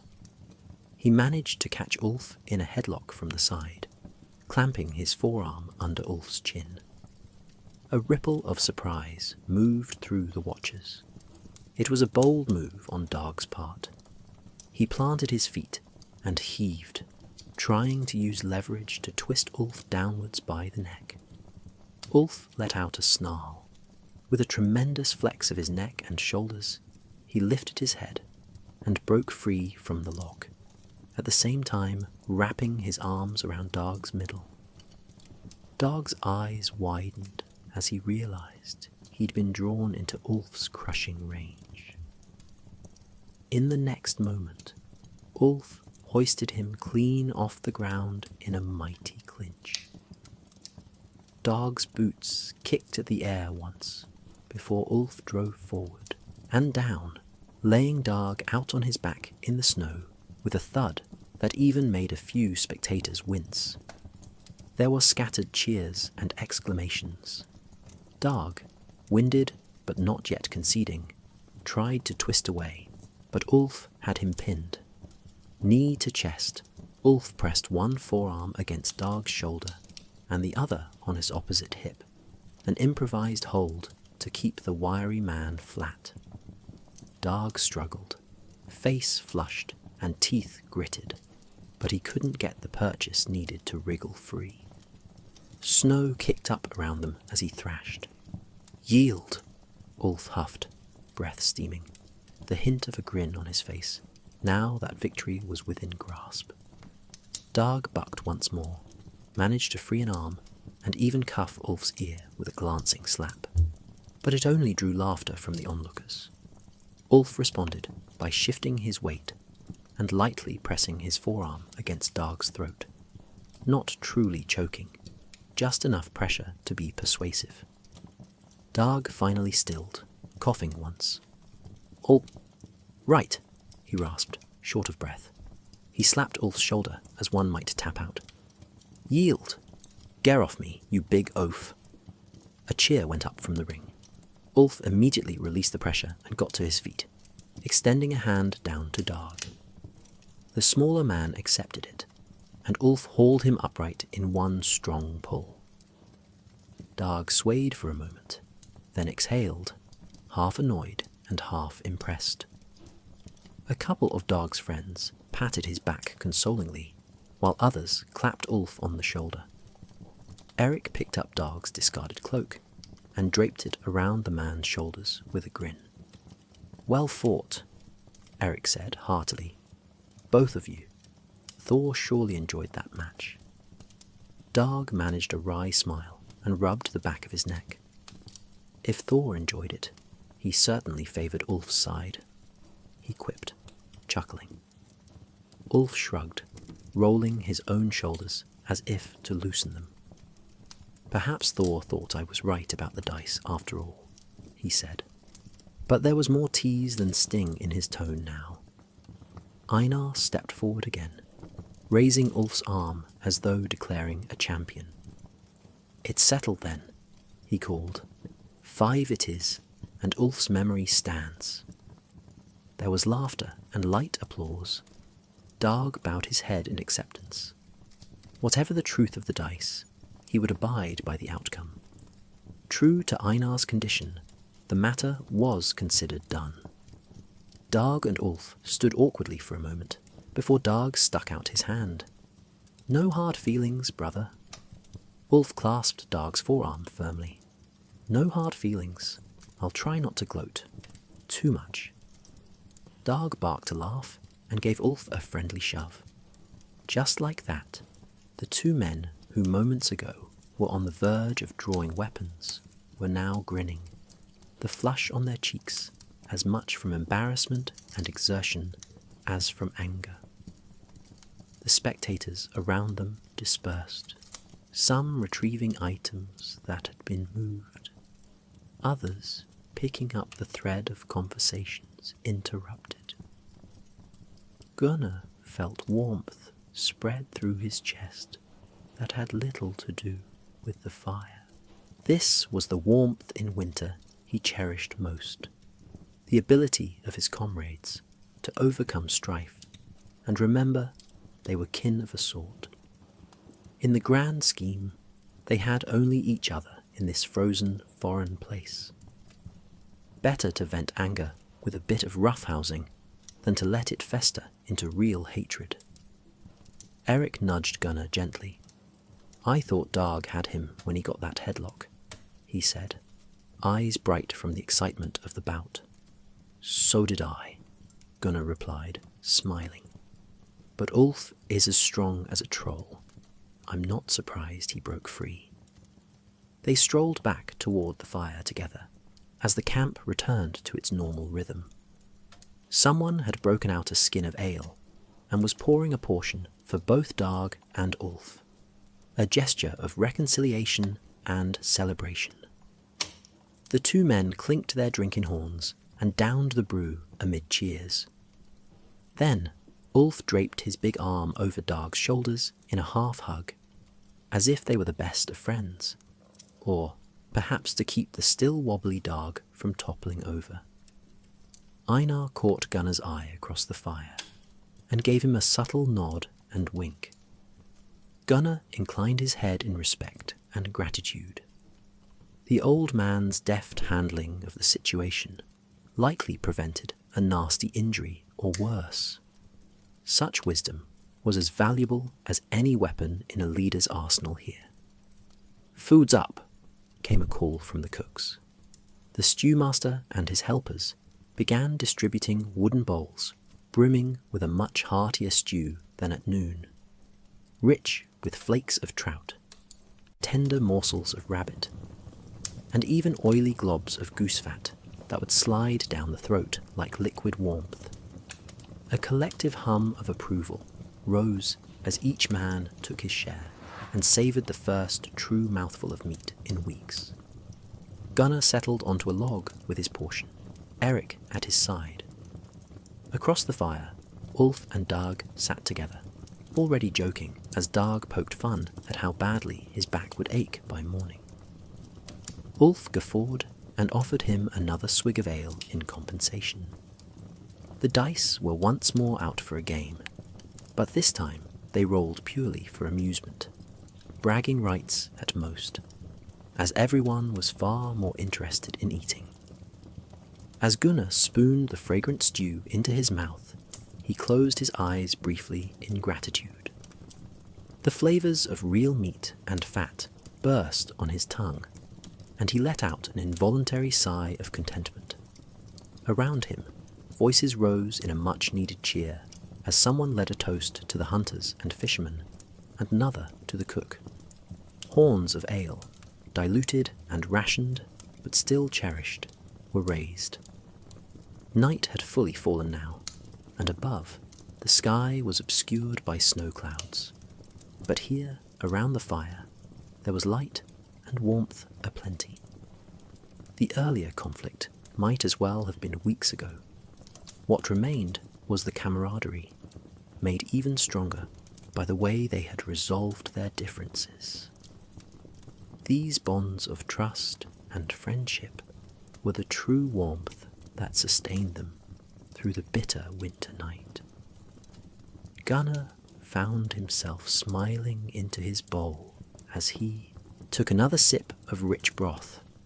He could feel the tension of the day melting out of his muscles, replaced by the gentle heaviness of a full belly and the soothing knowledge that, for now, all was well among his band of brothers. In a few minutes, tales would likely start flowing, perhaps another round of dice or a song. But at this moment, as he met Eric's contented gaze and heard Ulf's hearty laugh across the flames, Gunnar simply revelled in the sense of belonging. They were more than just a raiding party. Here in this remote camp, huddled against the darkness and cold, they had become a family of their own. And that, truly, was a warmth no winter could extinguish. Whispers to the gods. Night deepened, and with it came a profound stillness. The snowfall had ceased, leaving the camp blanketed in a soft layer of white that glowed faintly in the firelight. One by one, the men finished their suppers and fell into a comfortable quiet. Some sat cleaning their weapons by lamplight, others mended small tears in their clothing, and a few simply stared into the flames, lost in private thoughts. Above, the clouds were beginning to part, revealing patches of ink-black sky and a scatter of cold stars. The air was crisp, and every sound, the crackle of firewood, the shuffle of a boot in the snow, felt amplified in the silence. Sensing the mood, Einar slowly rose to his feet, leaning on a short oak staff as he did so. The conversations that remained hushed as the older man cleared his throat. "Brothers," he said softly, yet clearly, "the hour grows late. Before we seek what sleep the gods will grant us, let us speak to them, in thanks and in hope." At this, the men began to gather naturally around the central fire, forming a loose circle. Faces that moments ago were bright with laughter now grew solemn and respectful. The flickering light carved deep shadows under brow and nose, making each man seem older, more ancient, as if those rugged faces might have been the very same that gathered around fires 100 generations past to honor the unseen powers of the world. Einar picked up a small wooden bowl and a flask of ale that had been warming near the flames.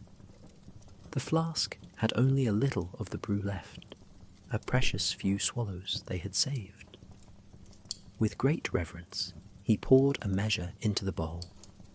"Great Odin, All-Father," he intoned quietly, lifting the bowl upward so that tendrils of steam from the warm ale swirled toward the sky. "And wise Freya and mighty Thor, accept our offering this night." He walked to the fire and slowly tipped the bowl. A thin stream of ale poured onto the hungry flames, which sizzled and flared briefly with the infusion. A wave of fragrant malt scent mingled with the wood smoke. The men watched in silence as the offering was consumed by the fire.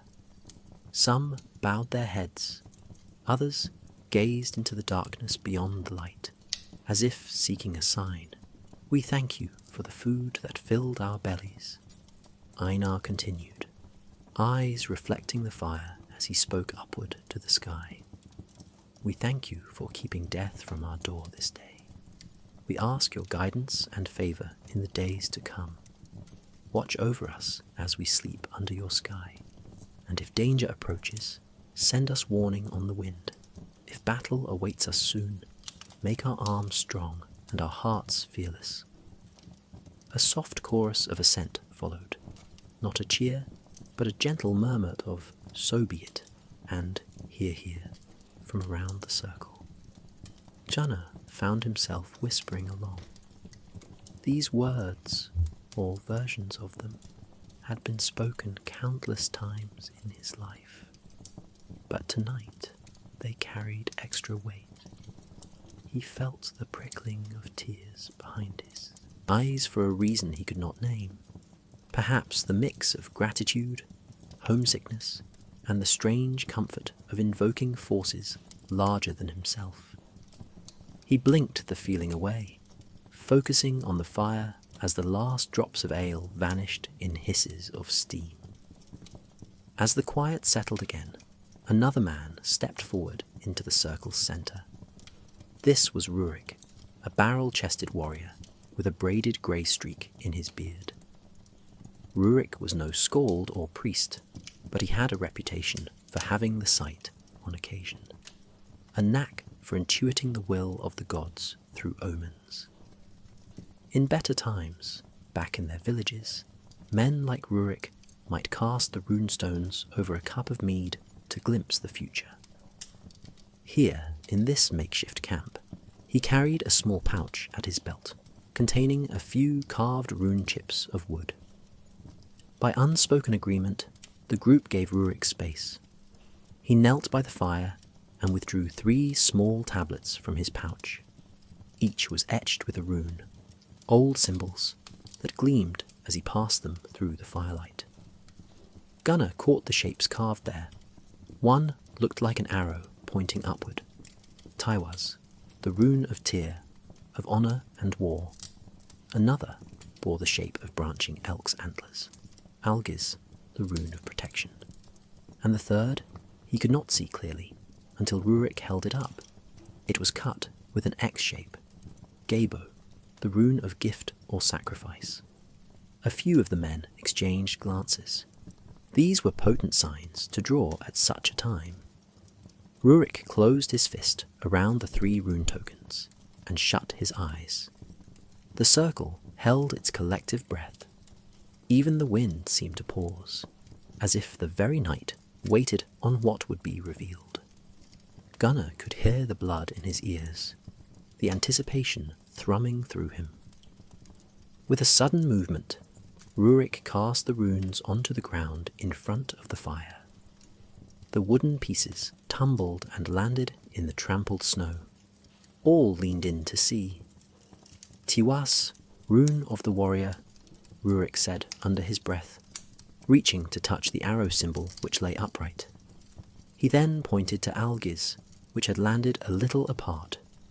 Algiz, the elk, protection, the god's shield over us. Finally, he laid a finger on Gebo, which had come to rest nearest the fire, almost touching a coal. And Gebo, gift or sacrifice? A few murmurs rose at that last word, sacrifice. It was a word that carried a double edge. Sacrifice could mean the giving of a precious thing for a greater good, like the offering they just made. But it could also mean the loss that fate demands. Rurik furrowed his brow, interpreting. The warrior and the shield, he said slowly. We are warriors who have, perhaps, the protection of the gods on us. Tyr and Thor watch us, I think. They will give us strength in battle and ward us where they can. The gift, someone prompted gently, meaning the third rune. Rurik picked up the Gebo rune and held it flat on his palm. A gift given, a gift expected, he murmured. It may mean that in exchange for victory or safety, we must be prepared to give something, perhaps a sacrifice of our own. He paused, voice dropping even lower. It could be the gods asking one of us to pay a price, maybe in blood or in life, for the rest. A discomfort passed through the circle at that suggestion. Gunnar felt a chill that had nothing to do with the temperature. Was it saying one of them would die so that others might live?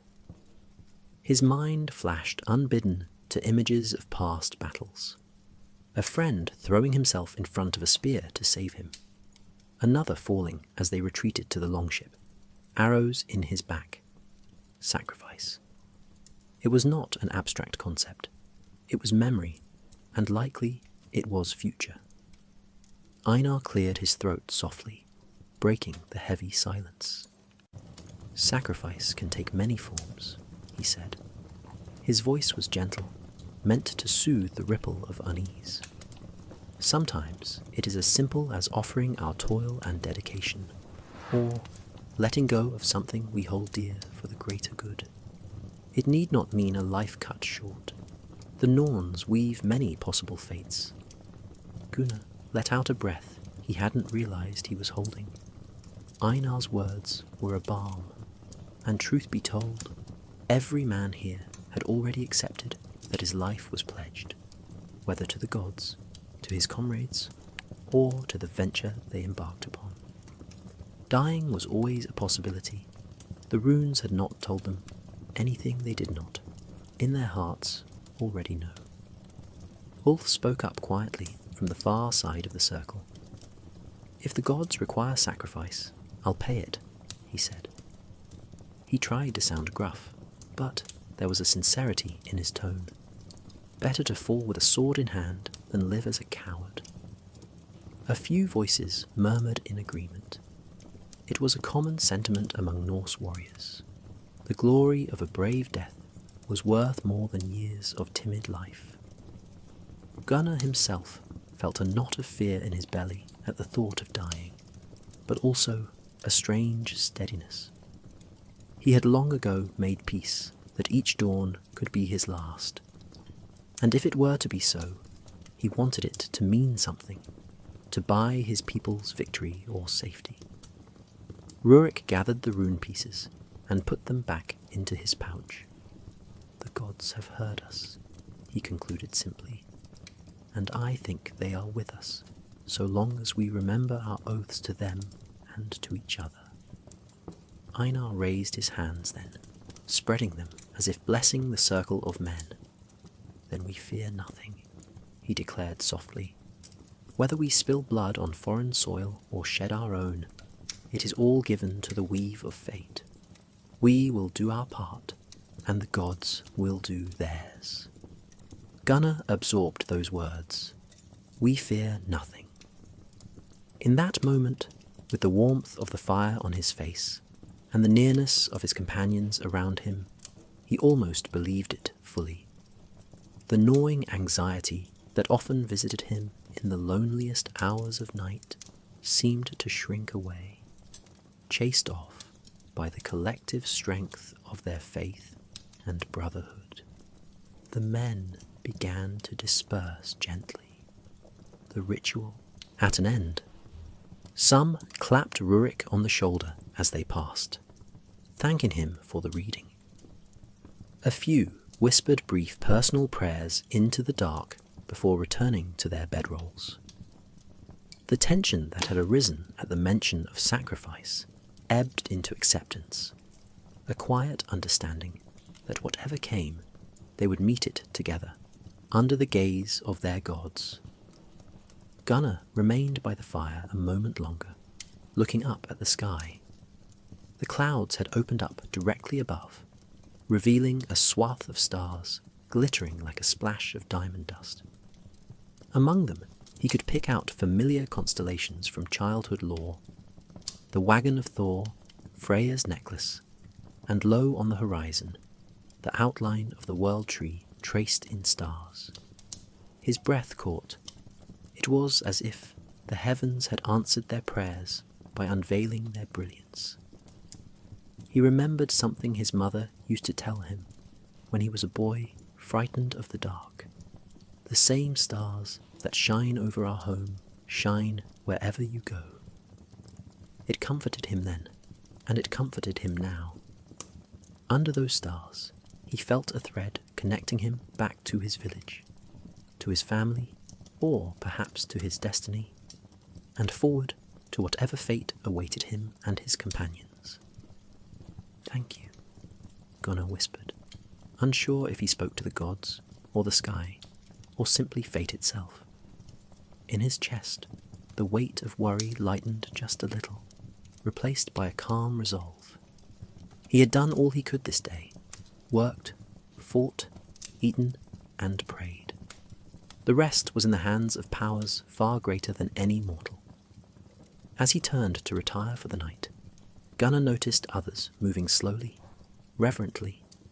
Some went to stoke the fire and arrange a watch for the first part of the night, while others headed to their tents to curl beneath furs. There was no chatter now, only the soft rustle of men preparing for sleep, and the persistent crackle of the fire guarding their dreams. In the silence, one could almost hear it, the faint whisper of the gods, carried on the night breeze that ruffled the fringe of the tents, and the hair of those who bowed their heads. It was not a language of words, but a feeling, a reassurance that they were not alone in the dark. Gunnar clutched the edge of his cloak around him, and made his way to his sleeping spot near the embers. The snow crunched softly underfoot. Before lying down, he took one last look around at his brothers settling in, at the glowing ring of firelight, and at the vast night sky beyond. He felt small under that sky, and yet integral to it, a single thread in a great tapestry, just as the runes and Einar had described. With a slow, steady breath, Gunnar stretched out on his bedding. The fur beneath him was warm, and he could feel the gentle radiance of the fire on his back. He closed his eyes. Inside his mind, the faces of his family at home mingled with the faces of his comrades here, all watched over by the same firmament. As sleep began to draw him under its wing, Gunnar's last conscious thought was one of quiet gratitude. Come what may, they had this night of peace, this kinship, and the favour of the gods, faint and mysterious though it might be, whispering to them on the winter wind. That night, as Gunnar finally slipped into deep sleep, his dreams carried him gently across the sea and back to his homeland. In the dream, he stood once more at the door of his family's longhouse on a bright morning. He pushed aside the carved wooden door and stepped inside to the surprised gasps and joyous cries of his kin. His mother rushed forward, tears of delight on her face, to wrap him in the tightest hug he'd ever known. his father clapped him on the shoulder, pride and relief shining in his eyes, and even his usually stoic younger brother whooped with happiness to see him safe. His sister danced around him, demanding tales of his adventures, even as she sobbed with joy. They ushered him to the hearth, where a hearty stew bubbled, and pressed a warm horn of spiced mead into his hand. In the dream, Gunnar felt the weight of every hardship melt away as he sat among them. Laughter filled the smoky rafters as he recounted only the funny and brave parts of his journey, leaving out the dark moments. And in the dream, those dark moments did not dare intrude. It was all golden light, and the faces of his family beaming around him. He heard his mother's laugh, a sound like a song, as she chided his father for already planning a feast in their son's honour. He felt the sturdy warmth of his father's arm around his shoulders, and his sister leaning against him, her small hands clutching his sleeve, as if to ensure he wouldn't vanish again. Outside, through the open door, Gunnar could see their fields ripe and green under a gentle sun. Neighbours were approaching, drawn by news of his return, waving and calling glad greetings. Someone struck up a merry tune on a fiddle. Children chased chickens in the yard, squealing in play, and Gunnar, in his dream, realised he was smiling so wide his cheeks hurt. He was home, truly home, safe and celebrated and at peace. Amid the festivities, his mother caught his eye and mouthed the words, "Welcome home, my son." The love in her face was as warm as the summer day itself. Gunnar closed his dream self's eyes in that moment, simply basking in absolute contentment. The image froze like a perfect painting, his family united around him, the hearth blazing, and beyond the threshold, the familiar mountains of his homeland standing guard. In the real world, a soft breath escaped Gunnar's lips as he dreamed on, a breath that sounded very much like a sigh of contentment. He did not stir again until long after the embers had cooled, remaining in the embrace of that beautiful dream. Embers and echoes. A few of the men, despite the late hour, remained awake around the fire. The ritual and the cold, clear night had left them pensive, but not yet ready for sleep. Sensing this, Rurik, still seated by the fire where he had cast the runes, cleared his throat softly. "Shall I tell a little tale before we rest?" he offered in a low voice. His breath rose in a silver plume, something to carry our minds away for a time, perhaps to the halls of the gods themselves. Several faces brightened at the suggestion. Gunnar pulled his cloak tighter around himself and nodded, settling in. A story would be welcome, a gentle bridge between wakefulness and dreams. Around the fire, the remaining men drew closer, some lying on their sides, heads propped on rolled cloaks, others hugging their knees to their chests. In the darkness beyond the firelight, those already abed might still hear and take comfort in the familiar voice and images. Rurik leaned forward, stirring a glowing log so that a swirl of sparks danced up into the night. In that warm halo of ember light, he began, pitching his voice just loud enough to reach the furthest listener, but soft enough to lull. "It is said," Rurik spoke, "that in the earliest of days, the All-Father Odin sought the secrets of life and death, the knowledge of runes and fate itself. But such wisdom is not freely given. Even the highest of gods must sacrifice for insight." As Rurik's words took shape, the listeners could almost see it. The great god Odin wandering beneath the boughs of a primordial tree, Yggdrasil, the world tree, immense and ancient, its branches stretching out over all the realms. The night around that tree was hushed and eternal. Odin made his way to the roots of Yggdrasil, Rurik continued, his eyes half closed, as if envisioning it himself. There, he knew, lay a hidden well of wisdom, the well of Mimir, guarded by mysteries. To prove himself worthy of drinking from those depths, Odin approached the tree with an offering of himself. Gunnar pictured the one-eyed god, cloaked in shadowy blue, spear Gungnir in hand, golden ring Draupnir upon his finger. He imagined Odin's single eye gleaming with determination as he stood before the towering ash tree, whose trunk was as wide as a longhouse. In a sacred rite, Odin took up a rope, Rurik said, voice hushed, and slung it over a high branch of that mighty tree. He fashioned a noose and placed it around his own neck. A few listeners shifted, knowing what was to come. Yet Rurik's tone was gentle, almost reverent, and so they listened on, rapt. With a prayer on his lips, Odin pierced himself with his spear, Rurik said quietly.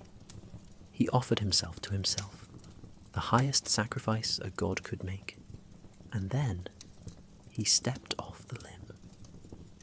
The fire crackled softly, filling a brief pause. Gunnar felt his heart beating in time with the faint pops of sap in the logs. He could envision Odin hanging there in the dark void, suspended between life and death, the rope creaking against the branch, blood from his spear wound dripping down to the roots of Yggdrasil. He hung there for 9 long nights, Rurik went on, his voice almost a whisper now. 9 nights he swung in the wind, neither living nor truly dead, suspended in agony. The world around him kept its silence. The sun and moon turned overhead, and still Odin hung, alone with his pain and his will. In the minds of the listeners, images flickered, the All-Father's face drawn and pale, beard fluttering in chill gusts, the great tree holding him aloft as if testing his resolve. Strange ravens perched on nearby branches, watching quietly. Not a creature of the forest dared disturb the sanctity of Odin's vigil. Not once did he cry out, said Rurik. Not once did he beg for release. Though his body ached and his vision blurred, Odin gazed deep into the darkness below. He peered into the well of wisdom beneath the tree, enduring suffering in exchange for understanding. Somewhere in the distance, an owl hooted, a soft, mournful sound. It felt perfectly in tune with the story, as if even the night creatures lamented Odin's trial. On the 9th night, Rurik continued, and a hint of warmth crept into his tone. Odin's sacrifice was accepted. In the dark water below, secrets began to stir. Runes, those ancient symbols of power, revealed themselves to his dying eyes. In a rush of clarity, he perceived them, glowing shapes of meaning and magic floating before him. Gunnar let out the breath he had been unconsciously holding. He could almost see them too, the runes gleaming in the black well, reflected in Odin's one good eye. With a last mighty effort, said Rurik, Odin seized the knowledge of those runes. In that moment, the rope snapped, and he fell from the tree, reborn in wisdom. Here, Rurik's hand opened gently, as if mimicking Odin's fall. Sparks drifted upward from the fire, and to the listeners, they might have been the very runes themselves, scattering into the night sky. Odin landed upon the ground, wounded and weary, but victorious. Rurik said softly. He had given himself, and in return, the cosmos had given up its hidden words, the runes that shape fate. With those, he returned to the gods, sharing their wisdom with all who had the courage to seek and sacrifice. A profound silence followed as Rurik paused. The fire had burned low, leaving deep red embers pulsing like the slowed heartbeat of the night. Gunnar realized he had tears on his lashes, though not of sorrow exactly, more from the quiet awe of the tale and the soothing cadence of Rurik's voice. He brushed them away, glancing around. Across the fire, Ulf was lying on his back, staring at the stars as if seeing Odin's story written among them. Eric had closed his eyes altogether, his lips curved in a peaceful half-smile. Rurik added a final thought, almost in a murmur, meant only for those still awake enough to catch it. Thus it was that even the All-Father taught us, nothing worth knowing comes without sacrifice, but for those who give of themselves bravely, the rewards can illuminate the world. The storyteller fell quiet, and for a time no one spoke. Gunnar's mind drifted in the comforting aftermath of the story. He thought of Odin hanging in that silent darkness, and felt, strangely, less afraid of his own possible trials. If Odin could endure and triumph, perhaps so could they in their smaller struggles. The image of the god falling from the tree with knowledge in hand was like a promise. From pain, wisdom. From endurance, hope. One by one, the remaining men surrendered to their drowsiness. A log shifted, sending a gentle shower of sparks upward, tiny orange souls ascending. Gunnar watched them rise and wink out, and he imagined the runes that Odin saw, burning briefly bright, and then settling forever into the well of wisdom, waiting for the next seeker. "Thank you, Rurik," came Einar's low voice from the darkness, breaking the silence. It was hard to tell from where. Perhaps he was already bundled in his blankets at the edge of the circle. Rurik merely nodded, eyes reflecting the last glints of the fire. Gunnar felt the weight of sleep pressing on him now like a thick pelt. He shifted to make himself comfortable on his bedroll. The snow under his insulating straw mat had hardened, but he no longer noticed the cold seeping through. Instead, he felt the gentle warmth of the fire's embers on his face, and the far gentler warmth of the story's glow within his heart. The camp was utterly quiet. Only the soft snores of exhausted men and the distant sigh of the night breeze in the trees could be heard. Gunnar closed his eyes, allowing the images of Rurik's tale to play beneath his lids. He saw Odin's resolute face, the dangling noose, the sudden flare of runes in the darkness. Those runes now seemed to drift and dance behind Gunnar's eyes, soothing in their mystery. He took a slow, final breath of the cold air, tasting wood smoke and the faint tang of pine. As sleep enfolded him, Gunnar's last conscious sensation was one of warmth, the warmth of the fire nearby, and the deeper warmth of knowing they were not alone in the dark. They had survived another day together, and soon another night would be behind them as well. Shadows of the past. In the depth of night, as the camp lay in slumber, Gunnar's mind began to drift into uneasy territory. No sooner had the gentle comfort of Rurik's tale faded than other images crept in, darker, edged with fear. Without meaning to, he slipped from dreams of gods into memories of war. It began as a familiar scene, a hazy twilight, not unlike many he had known on campaign. In the dream, Gunnar found himself standing on the prow of a longship as it sliced through iron-grey waters. The cold spray of the sea hit his face, and he tasted salt and anticipation. On the shoreline ahead loomed the dim outline of a village. Thatch-roofed huts clustered by a wooden church, thin plumes of smoke rising from evening fires. He knew this place. though in waking life it was one of many nameless coastal hamlets they had raided. Dream Gunner felt the thump of the hull grounding on a pebbled beach. Then came the collective roar of his crew, leaping into knee-high surf, weapons in hand. His own voice was among them, shouting as boots hit the shore. He saw himself younger, perhaps 2 or 3 years past, charging forward with axe raised high. The red light of sunset painted everything in a blood-tinged glow.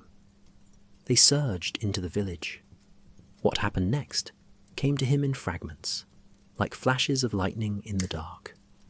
The startled face of a farmer, dropping a bundle of sticks as the Northman appeared. The brittle crash of a door kicked in. A scream, high and keening, from a woman clutching a child as Ulf tore a silver cross from around her neck.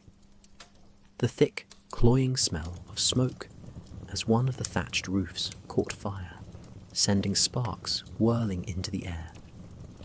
His friend Cole, wrestling with a stout villager in a wool tunic, only for Cole's sword to find the man's gut.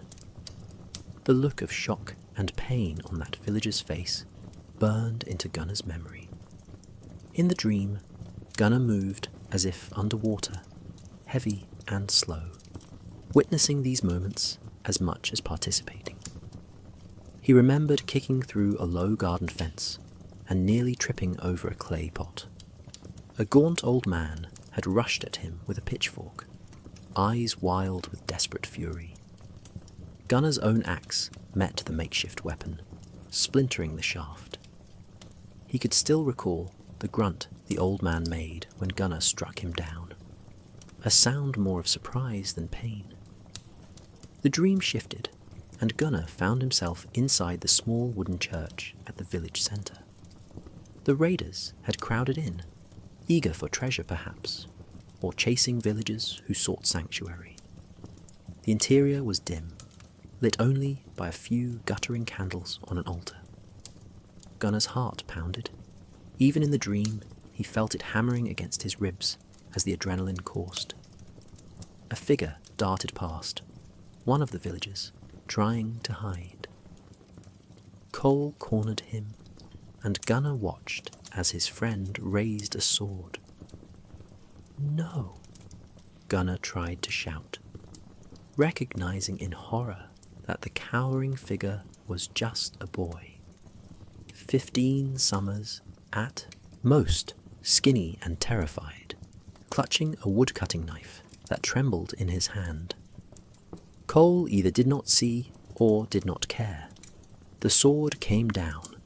Gunner turned away, bile rising in his throat, only to find himself staring at the altar.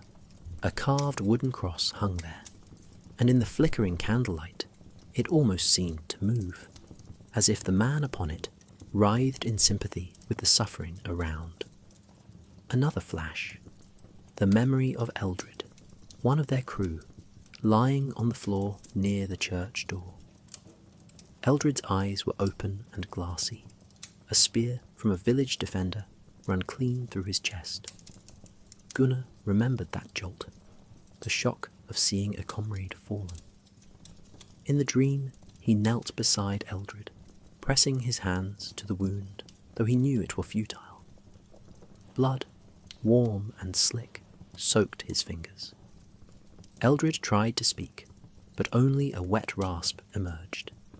He was young, too young, Gunnar had thought distantly even then, and his life slipped away on that wooden floor amid all the chaos. The scenes began to blur together, an onslaught of sound and sensation. Gunnar felt again the heat of flames as more houses were set alight to flush out any hiding villagers. He heard the wails of mourning and terror mixing with victorious shouts of his band. In the dream, he stumbled out of the church into the village green where bodies lay strewn, some in homespun tunics, others in mailed armour.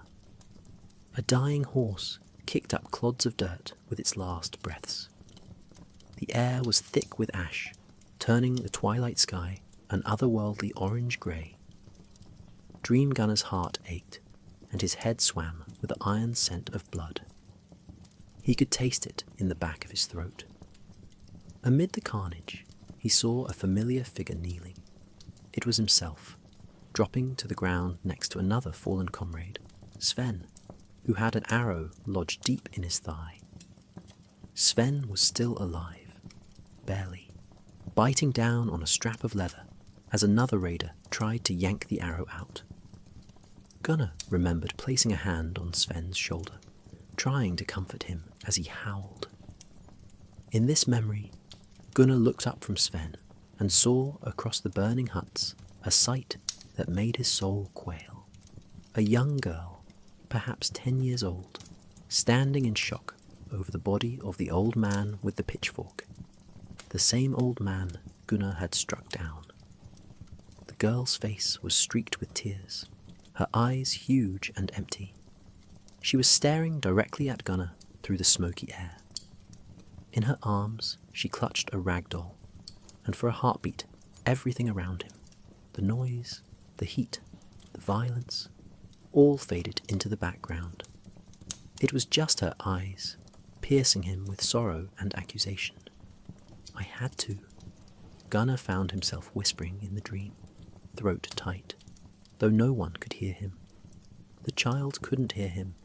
Perhaps only his own conscience could. The dream shifted one final time. Now Gunnar was on the longship again, that crimson dusk sky behind, as the raiders pushed offshore. They were laden with chests and sacks of spoils, breathing hard, some cheering at their victory. But as the ship's hull scraped off the gravel and into the surf, Gunnar's gaze drifted back to the village. It was a scene of devastation, half the huts ablaze, dark smoke smudging the horizon. Silhouetted against the flames were a few survivors, women, old folk, clinging to each other, wailing in despair.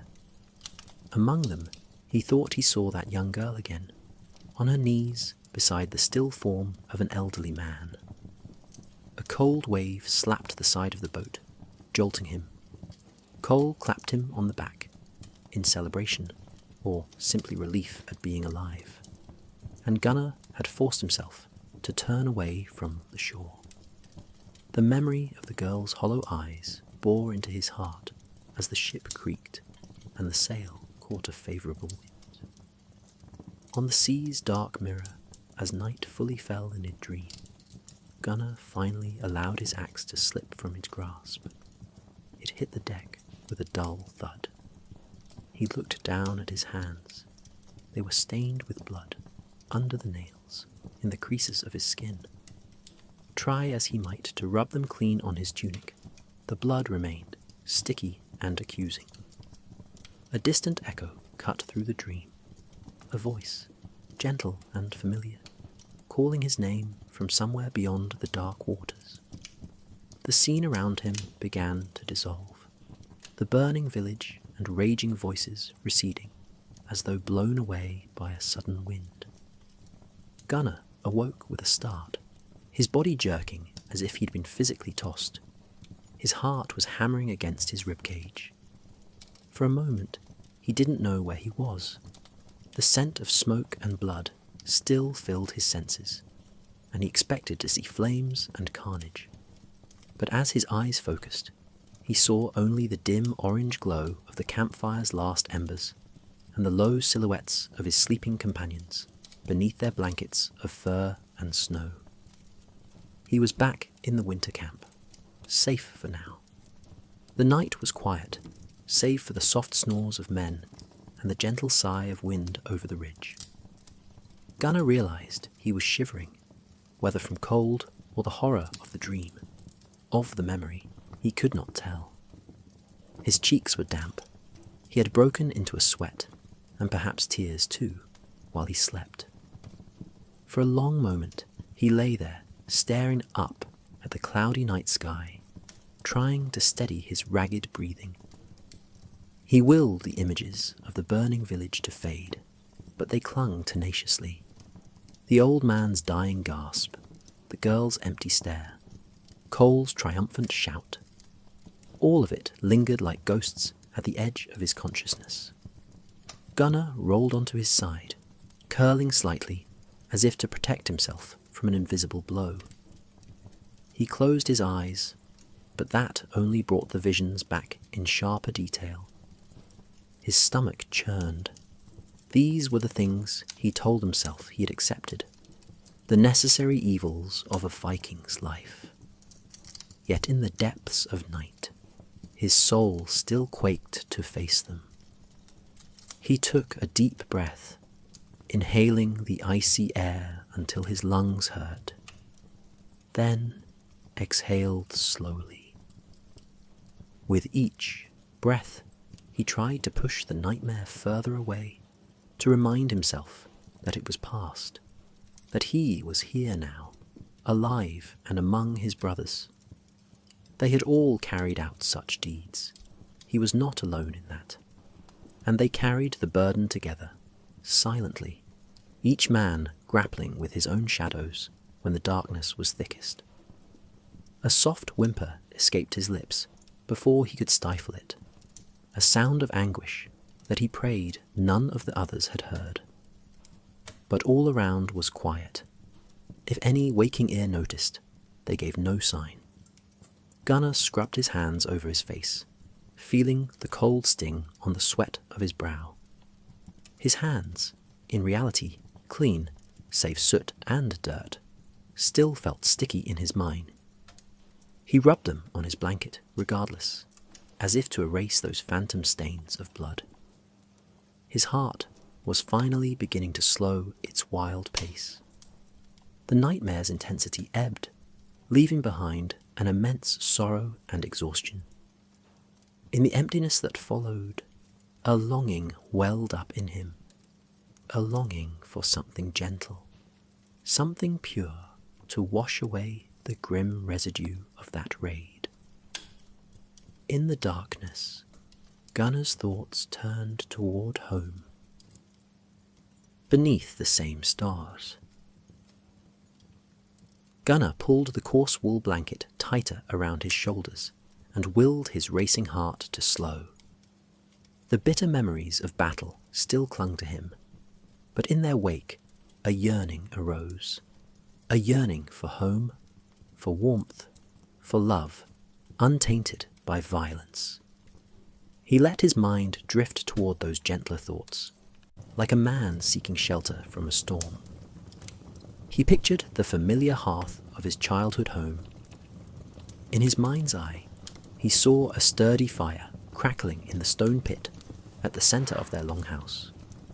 The golden glow of the flames danced on timbered walls and illuminated the faces of those he loved most. He imagined himself as a young boy again, small and tow-headed, curled up on a fur rug by the fire. In this tender memory, his mother was there beside him. He could almost feel her fingers combing softly through his hair as she hummed a gentle lullaby. In his memory, her soft voice seemed to sing, "Close your eyes, dear one, and rest in my arms. The gods are beside us to keep you from harm. Rest now, my love, till the morning grows bright. No harm will find you in the gentle night." How many nights had she comforted him by that hearth when winter winds howled outside? Gunnar inhaled deeply, and for a moment he fancied he could smell his mother's scent. Bread dough and lanolin, and a hint of pine needles from her apron. She used to tuck sachets of pine in her clothes to keep moths away. The fragrance wrapped around him now in memory, soothing as any balm. Across from the hearth in his reverie sat his father, broad-shouldered and flaxen-haired, like Gunnar, but with laugh lines deeply etched from years of contented labour. His father was whittling a piece of ashwood into the shape of a horse, sending curly shavings to the dirt floor. Gunnar recalled watching the steady rhythm of his father's hands, the scrape of the small knife blade, and the soft thud as each shaving fell. He remembered how safe he felt in that moment. The outside world no more threatening than the snow tapping at the thatch roof above. On such nights, his grandfather would sometimes sit back in his oak chair and light his pipe, then regale the family with a favourite saga.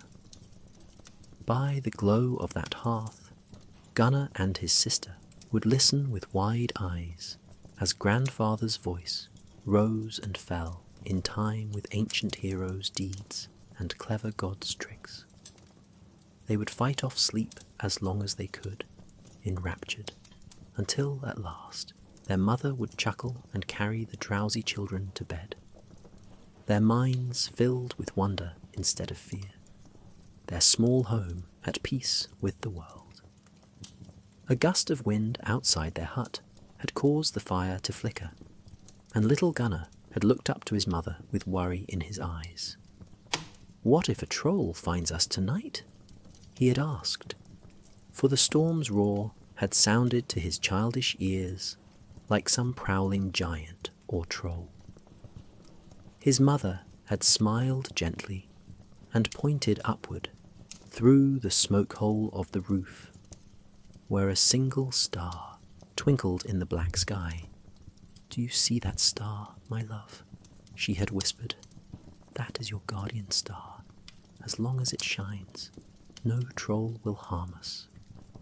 In his camp blanket, Gunnar let out a faint sigh, remembering the relief that had washed over him then. He had believed her implicitly, and indeed, not long after, the winds had died down, and he fell asleep in her lap, safe and sound. The scene shifted to a summer memory. He saw himself a few years older, running through a green field behind their barn, with his younger sister perched on his shoulders. She was shrieking with laughter as he spun in circles, chasing fireflies at dusk. Their father was at the fence, pretending not to watch, but Gunnar recalled catching the proud smile on his face as the last light of day lingered. His sister's little hands had clutched his forehead as she commanded him to pursue another blinking insect. He remembered the weight of her, light as a bird, and her braids flopping against his cheeks.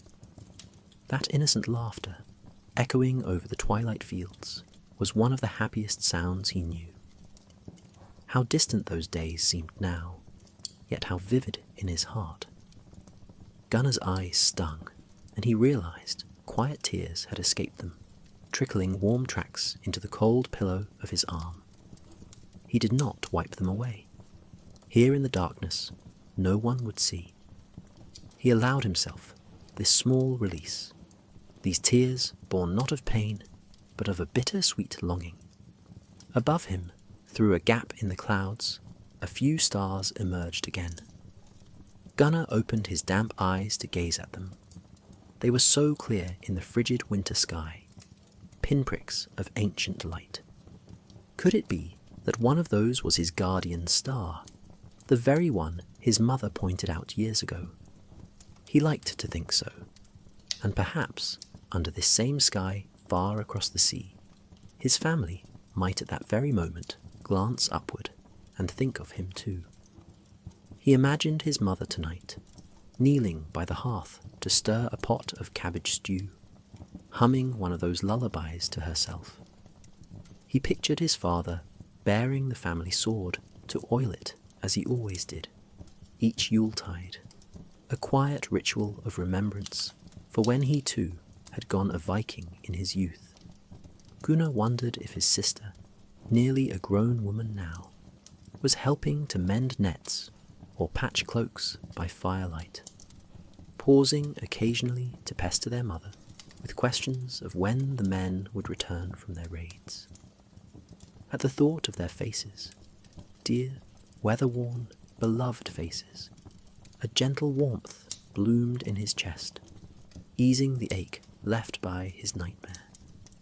He remembered one more thing his mother used to tell him when he was very small.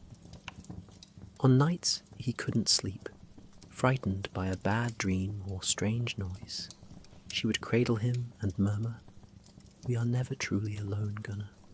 We're all under the same sky, and the same moon and stars. So, wherever you go, a part of home goes with you." Never did those words resonate more than now.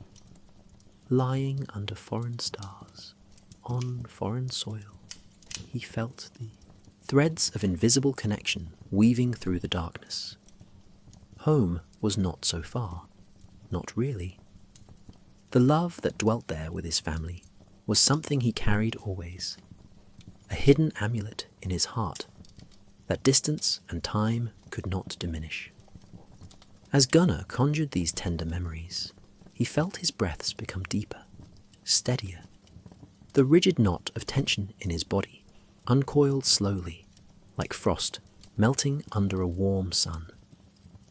The horrors of that past raid, while not forgotten, were soothed by the gentle embrace of home's recollections. A faint smile came to his lips in the dark. He mouthed a silent prayer of thanks to the gods, to fate, perhaps to his mother's spirit across the miles, grateful that he had something so precious to return to. Not all his companions did. Some had only war and voyage, with no hearth waiting.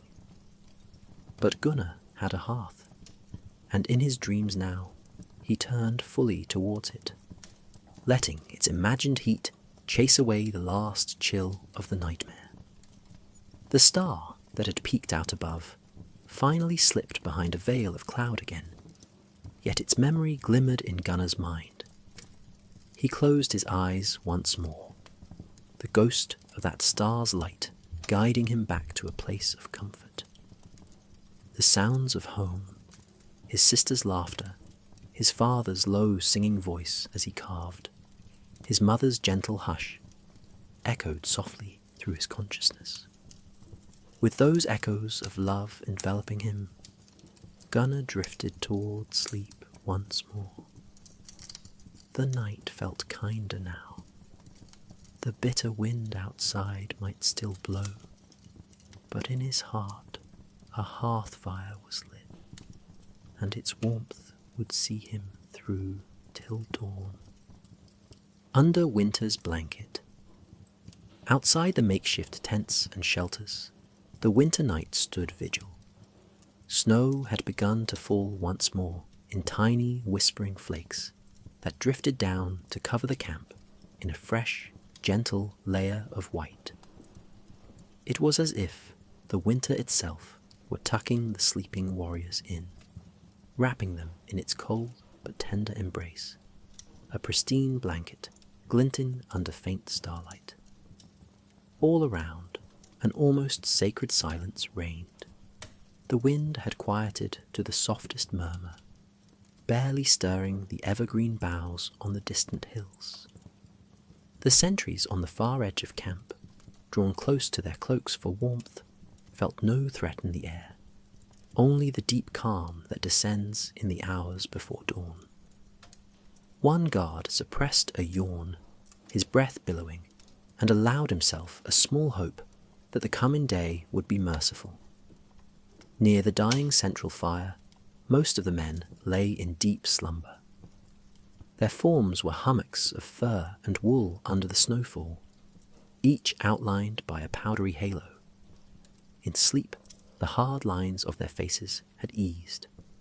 Here and there, even a faint smile lingered on a dreamer's lips. Close by, Ulf and Dag snored softly, lying back to back beneath a shared fur, their earlier quarrel long forgotten in the embrace of slumber. One of Ulf's arms was draped loosely over Dag's pack, as if it were a pillow, and the two rivals-turned brothers slept soundly, each unknowingly lending warmth to the other. A few others nestled deeper into their blankets with contented sighs, coaxing life back into cold, stiffened bodies. Gunnar slept soundly now, a corner of his blanket pulled up over his cheek to guard against the cold. His breathing was slow and even, a thin wisp of vapor rising with each exhale. The tension that had gripped him earlier was gone. In its place was the peaceful expression of one lost in kinder dreams. If one could see into his mind, they might find him walking through a sunlit forest of his homeland, or sitting at his family hearth, listening to a familiar lullaby, safe, whole, and loved. As the snowfall grew a touch heavier, flakes gathered on boots left outside a tent flap, on the broad surface of a discarded shield, on the very eyelashes of a young warrior who slept with his face to the sky. The fire had reduced to a faint glow of coals, a heart of warmth pulsing gently beneath the ash. Now and then, an ember would crack, sending a tiny spiral of sparks upward to mingle with the snowflakes. They would glow briefly, like fireflies out of season, then fade into the dark, tiny reminders of the life still quietly burning amid the cold. High above, the heavens stretched in their eternal quiet. For a brief moment, the clouds parted wide, and a wash of celestial light shimmered across the sky. The aurora borealis, pale green ribbons of otherworldly glow undulating on the horizon. The snow-covered fields caught the ethereal light and gleamed faintly emerald before the phenomenon faded and the clouds drew closed again. The moon and a scatter of stars peeked through the gaps intermittently thereafter, silvering the edges of passing clouds before all went dark once more. The world seemed vast and inviolate, and this little camp just a small breathing dot of warmth in the wilderness, yet a world unto itself for those within it. Under winter's blanket, man and earth alike found repose. The harsh trials of the day were done, and even harsher trials that might come with morning were, for now, held at bay beyond the horizon. In this moment, all that existed was the gentle rise and fall of sleeping breaths, the hush of snowflakes alighting on canvas and fur, and the silent promise of dawn waiting in the wings. Satisfied, the nearest sentry drew his cloak tighter and began to hum a quiet tune, the same soft melody Rurik had sung earlier about Odin's wisdom. The guard's low voice carried the lullaby on the still air, a gentle guardian for the camp. As he paced slowly, his thoughts wandered to his own home far away. He imagined his young wife asleep by their hearth, perhaps dreaming of him at that very moment.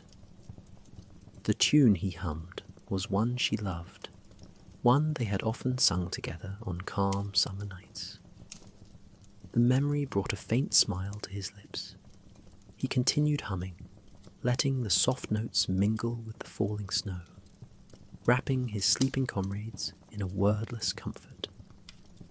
In a way, he thought, this was how he could watch over them all, with keen eyes and a simple song to keep the darkness at bay. Hour by hour, the night continued its patient march. The snow accumulated in soft mounds, smoothing every rough edge, muffling every sharp angle.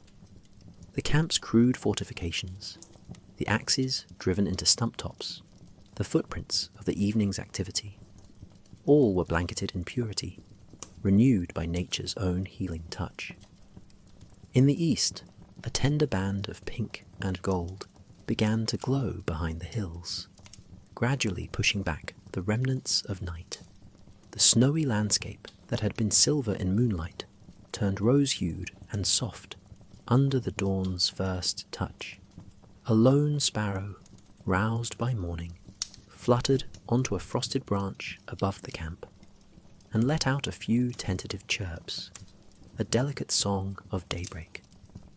Still, the warriors slept on for a few precious minutes more, cradled by the diminishing shadows and the promise of warmth on the horizon.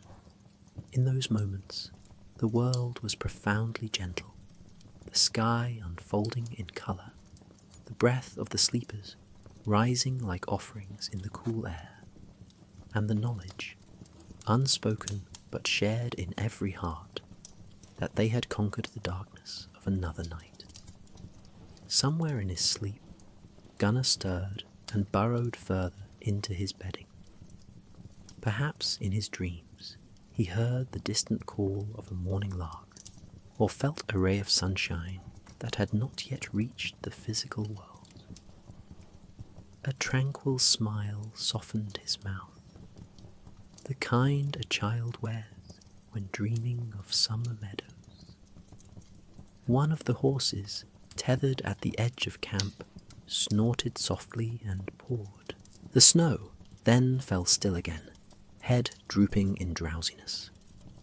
The sentry nearest to it glanced over, then back to the horizon, just visible beyond the palisade. Nothing moved there except the gentle swirl of snow. Satisfied, he resumed his soft humming and kept his watch.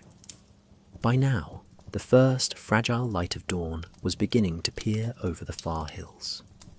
It found the camp much as night had found it, calm, united, and resilient. Einar himself slept propped against a log near the fire, his back straight, even in repose. He had kept the first half of the night's watch, and now slumbered lightly, his staff still in hand, and a gentle expression on his face, as if content that all was well. One by one, the stars yielded to morning, their watch fulfilled. The men would soon stir, drawn from their sleep, to face whatever fate the day had written.